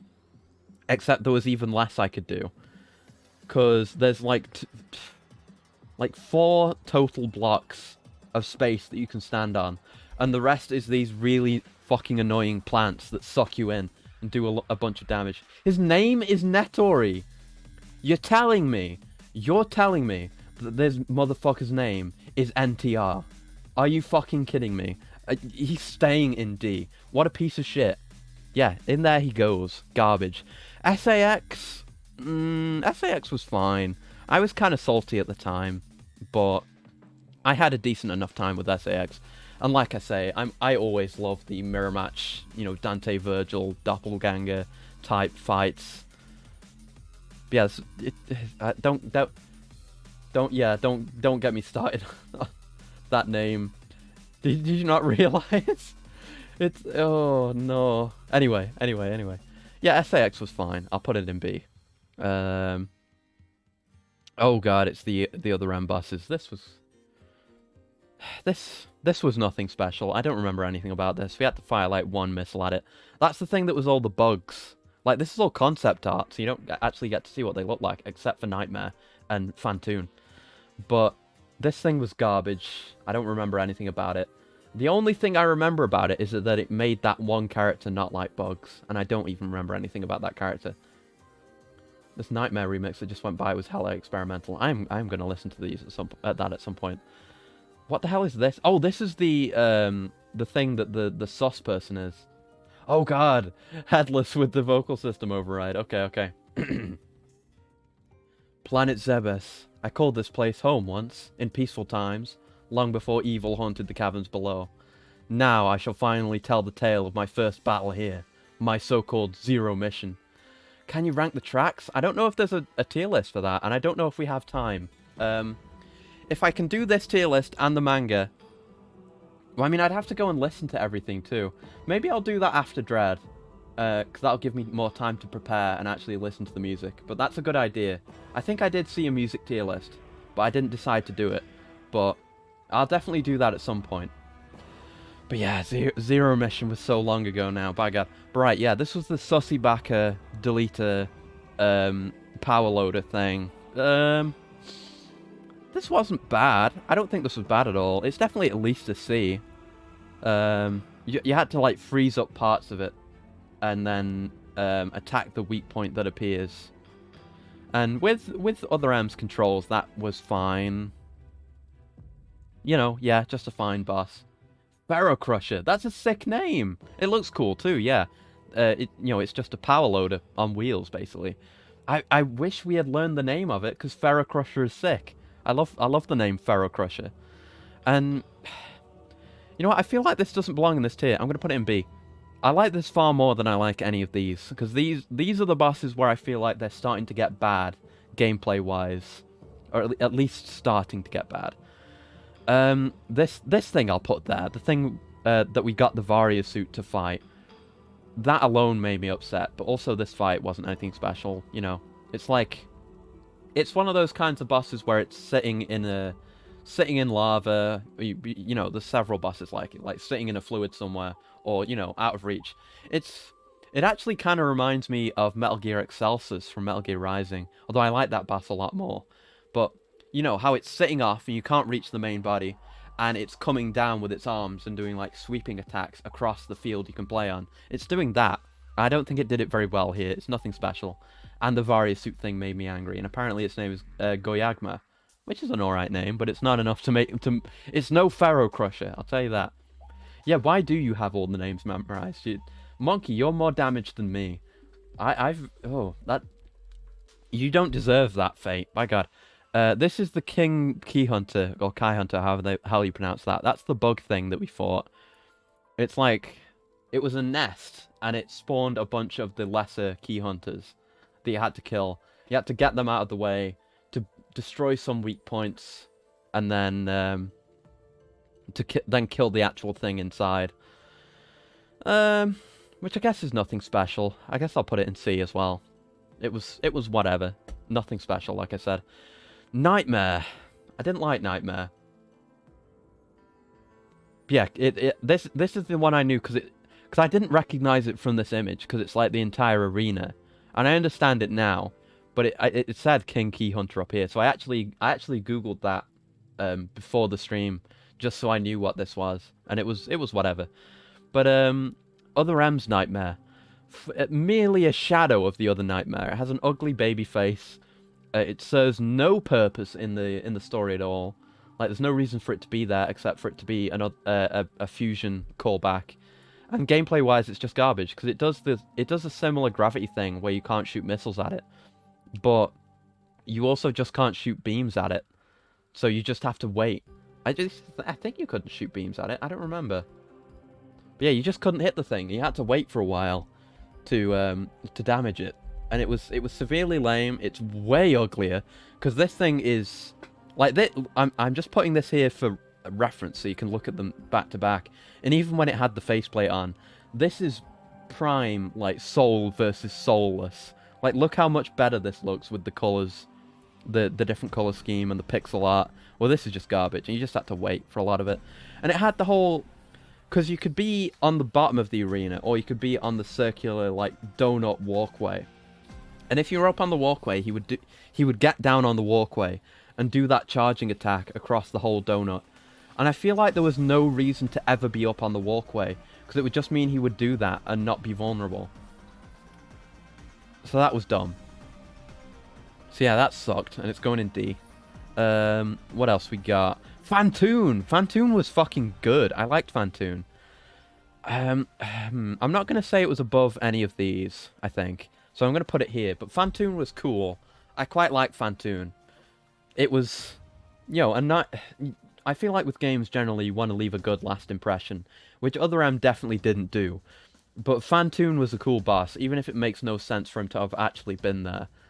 I feel like I want to fight him in a different game, because his eye comes out on a stalk, and I want it to be like Duke Nukem, and I want to pull its eye out and, you know, kick it across a football stadium. Yeah, it was alright. It was alright, Phantoon. Second Phantoon. Where are we at now? We got a bunch of other shit. What is this? I don't remember what this is. Oh, that's the fish! I remember that. Yeah, that's the fish. Yeah, it was fishing gameplay. Boss-wise, no, it was kind of garbo. It was funny that it was effectively a fishing boss. But you know, it was whatever. Vorash, yeah. Okay. This thing, I like that. That was cool. For like story reasons and what it gives you, and it's unique gameplay-wise. It gives you the fully powered suit. This is the thing from Zero Mission, by the way. Also, Jesus Christ, that music was going off. But yeah, this is it's like a Chozo test of worthiness for you to get the fully powered suit in the final section of Zero Mission. Yeah, and it's the Chozo God of War. What a cool name. It's really sick, and you have to do unique stuff to it. The Runes test. And you can do self-damage if you attack it at the wrong time, I think. And it was really cool. Hell yeah, I loved that. I loved the God of War. These. Oh, I remember this fucker. Yeah. This guy was fine. I remember him very, very briefly. Because, like I said, Zero Mission was a very long time ago. But he was a worm. Wait, no, there's also this worm. I think I'm confused. I don't know which worm this is. This is also a worm. I think I remember this worm, but maybe not this worm. But I generally like the... I can't speak. I generally like the worm bosses in these games. We're almost out of fucking time. I need to go fast. Worm boss is good, yeah. I don't remember what this is. Fuck. Kraid. Kraid is good. I always love me some Kraid. Robo Ridley was too easy. I knew we missed a Ridley. Mother Brain made me angry, but I don't think I would be as angry. Speedrun tier list. We need to go fucking fast now. What the fuck is this? I don't remember what that is. Can any of you tell what that is? Oh, Flagra. Yeah. Flagra was good. Like, cool early boss. The eye worm is called Dirham and the acid worm is Mua. It's... Jesus Christ. You need to find something else to fill your brain with. Yeah, I remember Flagra. I just couldn't tell what it was from looking at it. But Flagra was good. I enjoyed Flagra. Cool introductory boss that uses the... yeah. Yeah, Flagra was cool. I'll put it there. I have 19 minutes. I need... I need to read the manga, though, because it's important. It's more important than this, but I need to get this done. Like, this music going faster is making me panic. These things were fine, but not bad. The flamethrower thing and the war wasp hive. Metroid Prime. I like Metroid Prime. Yeah, I think it was good. Phase 1 and Phase 2. Phase 1, it's cool that you have to use all your weapons on it when it's vulnerable to them, and this is cool that you have to deal with the Metroids and you get the Hyper Beam. Yes, I remember Hive Mech and Incinerator Drone. Are we still arguing whether Other M is part of the lore or not in the Metroid timeline?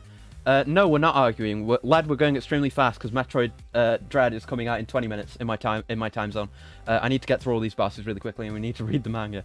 Show them the Zazabi. Yes, Zazabi. This. What do you think of this? What do you think of Zazabi? Does it make you think of anything? We thought it would make you think of something. I need to go fast. The Phazon enhanced guys were pretty cool. I'll put it in B. Oh, the first boss, the tutorial boss. You have to walk sideways and fire at it. It was cool. Omega Parrot. That's right. The ice thing that I can't remember the name of. I remember it just turns into an enemy and you power bomb it eventually. It was fine. Thardus, I think that's his name. Looks like protection. You're right, because you can go into it like that. That's a good point. See, he beat our expectations. He was even lewder than we thought. Thardus was fun. I liked him. I like dodging the big rock man. Yes, I remember Thardus. On to 2. I remember this worm. This was oh wait. I can't remember. Well, no, this is the worm that's 3 of them. I remember that, and you have to go into its mouth and bomb it. I remember that. I'm trying to remember what this was. There's a bunch of worms. This is the first worm, which is just fine. It goes around on the ground. Oh, the Alpha Blog. I remember. Yeah, I had to do the 360 no scope on it. I'm going to put it into B just because it gave me a good time. For those who were not around, I was coerced into doing a 360 no scope kill shot on that thing, and it took me a very long time. Zazabi is already defective. It's infected with a triple X parasite. Good grief. Then we got the 3 worm. This was cool. I mean, I'm gonna basically rate all the Prime 2 bosses highly because they were good. Boost Ball 1 was good. I remember that. It's basically just a reskin of another enemy, but it was fine. This was the thing that I didn't figure out to use the Seeker missiles on, Chaika. I'm gonna rate that more highly because it was more clever than I was design-wise. It was cool. What the fuck is this? I think that was like really early on, and it's just whatever. It's a basic enemy, I think. First encounter Dark Samus is good. Second encounter Dark Samus is good. Third encounter Dark Samus is good. I think they're all just good. They're not too terribly different from one another. I mean, but I enjoyed Boost Guardian. I remember people... I guess it wasn't the best, but I enjoyed it. I know people... I remember people being split on that one, but I didn't mind Boost Guardian. This thing. The Emperor Ing! Ah, right. This was the final boss, right? Grapple Guardian. I can actually see the names if I go look at the file names. You can't see them, but I can. I can find out the names on my own. I think Emperor Ing was really good. It was like a test of all your abilities, even though I was too small-brained for it. It was pretty cool, though. I liked it. I felt the intensity of fighting that boss. The Grapple Guardian. That was the one we had to trick into grappling the posts, I think. I remember that one being good. I like that. People are already playing Dread. I know! It's not out where I am, and changing the time on the console doesn't work. We've confirmed it. I just need to be fast. It's not going to be fast enough. We might have to delay the reading. I don't know. Jump Guardian, I literally do not remember at all. I don't know. It didn't leave any impression on me, so it's going to go alongside the Boost Guardian. Oh, the Powerbomb Guardian. I remember that. That was fun, reasonably. Get an alternative account. No, I don't have time! There's not enough time on this earth. Is that my boy Quadraxis? Yeah, Quadraxis was sick. I don't know. I might put him in S. I think he was cool. I'll put him there for now. Quadraxis was cool. Spiderball Guardian was sick. I enjoyed that one, even though it took me a while to beat him. The Aurora unit was okay. I'll put it in C. You can't speedrun 16 chapters of a manga. Okay, we might not read it yet, but I might have to reschedule it. You could pause the tier list and read the manga. We don't have enough time for the manga now. It's already too late. I have to finish this. Yeah, we'll finish the tier list. We'll play Dread. Maybe we'll start reading the Metroid manga. See how far we get. Right, okay. This tutorial boss, it was alright, but it was the very first of those target the weak point ones. Why are we doing this when you should have done it as soon as you completed Fusion? Because I got projects I want to do. I do things outside of streaming. Dark Samus, I literally do not remember any. It was like, it was before we fought the Aurora unit, and she did the Shadow Clone thing, and it was fine. It's not a C, it was a B. It was okay. Yeah, I should have done this instead of Doom Eternal, I guess. But I wanted to hype this up more because I wanted to make it like a celebration and looking back on all the games instead of just a bolt-on thing to the a defense drone. What the fuck? I don't remember that at all. I don't remember that. What the? Did we fight this? I don't remember it. I don't remember it at all. So into C it goes, I guess. Yeah, I'm sure I did. I'm sure that I did. Probably leave after seeing the title screen. I understand though, and thank you for the good wishes.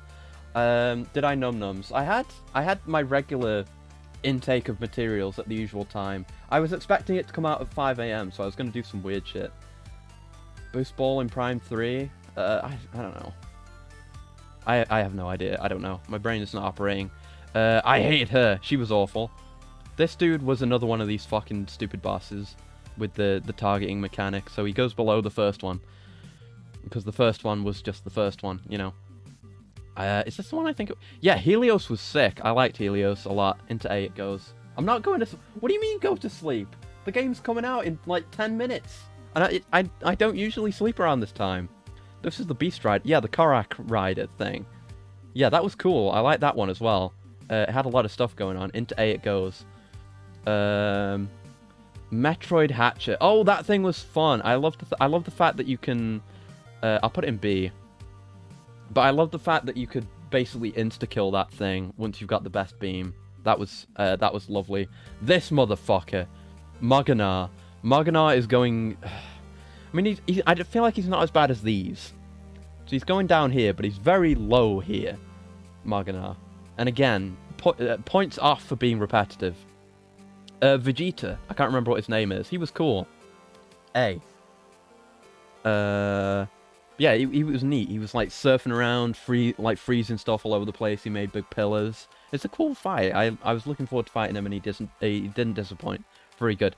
I remember this guy. This was like the Steam Lord. This concept art is fucking gorgeous, by the way. But he's like he turned invisible and was mostly forgettable, I guess. So see. Yeah, Rundus. Rundus was his name, and he's sick. I love Rundus. No disrespect to Rundus. I just can't remember names. This snake thing that everyone forgot about. It was whatever. Crocomire. Love this boy. Very unique. Cool fight. Dragon. Dragon is fine. He has a cool mechanic, but it's a pain to fight him otherwise. The walking Chozo bot is cool. I always liked the surprise of these guys getting up and you having to fight the motherfuckers. That was always neat. Kraid! My boy Kraid. I'm going to put Kraid in A. I always enjoy a good Kraid. Any percent info skip. Yeah, you know, we've just got to get the shit done fast. And I need to go make tweets. Mother Brain was fine, B. 10 minutes remain, fuck. Fantoon. Fantoon was fun, but I'm going to put him in B, yeah. Spore Dude, C. And the first one of these, I mean, I'll put it alongside the other one. The second one was harder, but neither of them, like, they leave a similar impression. They just be walking the same way. And that's the tier list. Oh my god, I'm out of breath. My equivalent of breath, because I'm a robot. Right, we've got 10 minutes left. I guess I'm gonna tweet about this. What would be the best time to tweet? I mean, I guess we can talk about this and refine it now that I'm not rushing. I'm gonna go. I guess I'll at least write out the tweet right now, and you guys can say whatever you want to say about my boss placements. And maybe we can figure out what to do in the next 10 minutes and whether I should post this tweet right now. I will have some coolant real quick. One sec.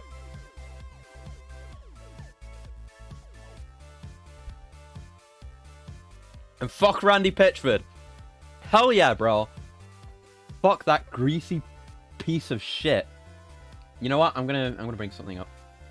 Randy. Just gonna bring up a picture for us to contemplate while we wait the rest of the 10 minutes. One sec. This is the edited one. That's an edit. No, give me the real one. No, this has to be the that is the edit. Wait, no, this isn't edit. Where's the original one? Oh, come on. I have to find this picture real quick. Not his magic stick. No, not his medieval times escapades. Fuck that. Poo-poo boss placements will not elaborate. Thank you. Understood. Have a nice day. Where's the original person of this? I'm gonna. That isn't it. Where's the original version? These. No, these have to be edits. This isn't. This is the. No, this is the just fuck my shit up hair. Whatever. I can't find any other version of it, so this must. No, there's the edit. Okay, I found the original. Jesus Christ! Thank God. Hold on, I've got it. Don't worry. I've just got a picture of Randy Pitchford without his human glamour equipped. Let me bring this up. There you go. I just let you have a look at this picture of Randy Pitchford, kneeling in a public toilet, or kneeling in a toilet. He's awful. I hate him. Yeah, Randy Pitchford is a lizard person. He is awful to his employees, and he makes bad games, and he steals money from his employers/business partners in order to make bad games. He's an awful person, and you should never support anything that he's attached to. And also, he's probably a pedophile as well. Let's not get into that. I need to actually do the thing I was going to do. Metroid. I'm going to compose a tweet right now. Metroid Dread is coming out in less than 10 minutes, and I am going to play it as soon as it is available. We finished the tier lists. We'll have to do the manga another time. I'll get it done. I promise we'll read the manga because it seems interesting. I already prepared a thumbnail for this because I knew this might happen, though I wasn't expecting it. But I've got one of those attract thumbnails, the kind of thing that I do, you know, where I make a thumbnail for the announcement tweet on the day of the stream. And then those also end up being the YouTube thumbnails, which is handy dandy.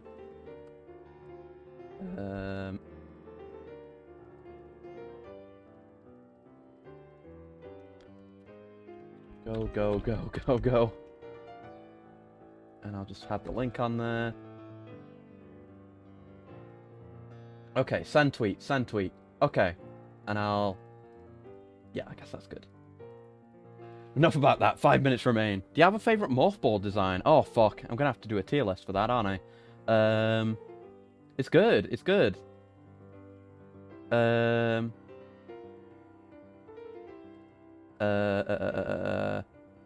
Yeah. I can't remember what I was gonna say.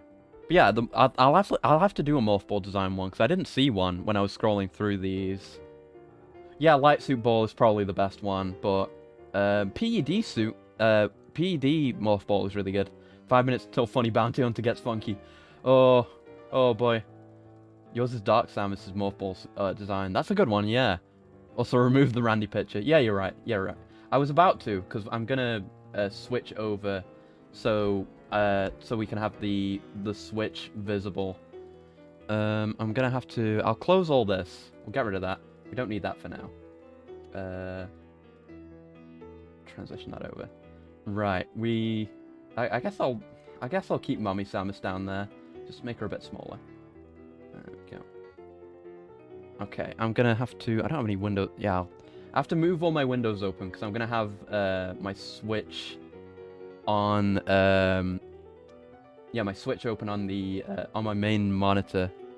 Let me just clear some stuff up. Alright, alright, alright, alright, alright. Okay, okay. Okay, okay.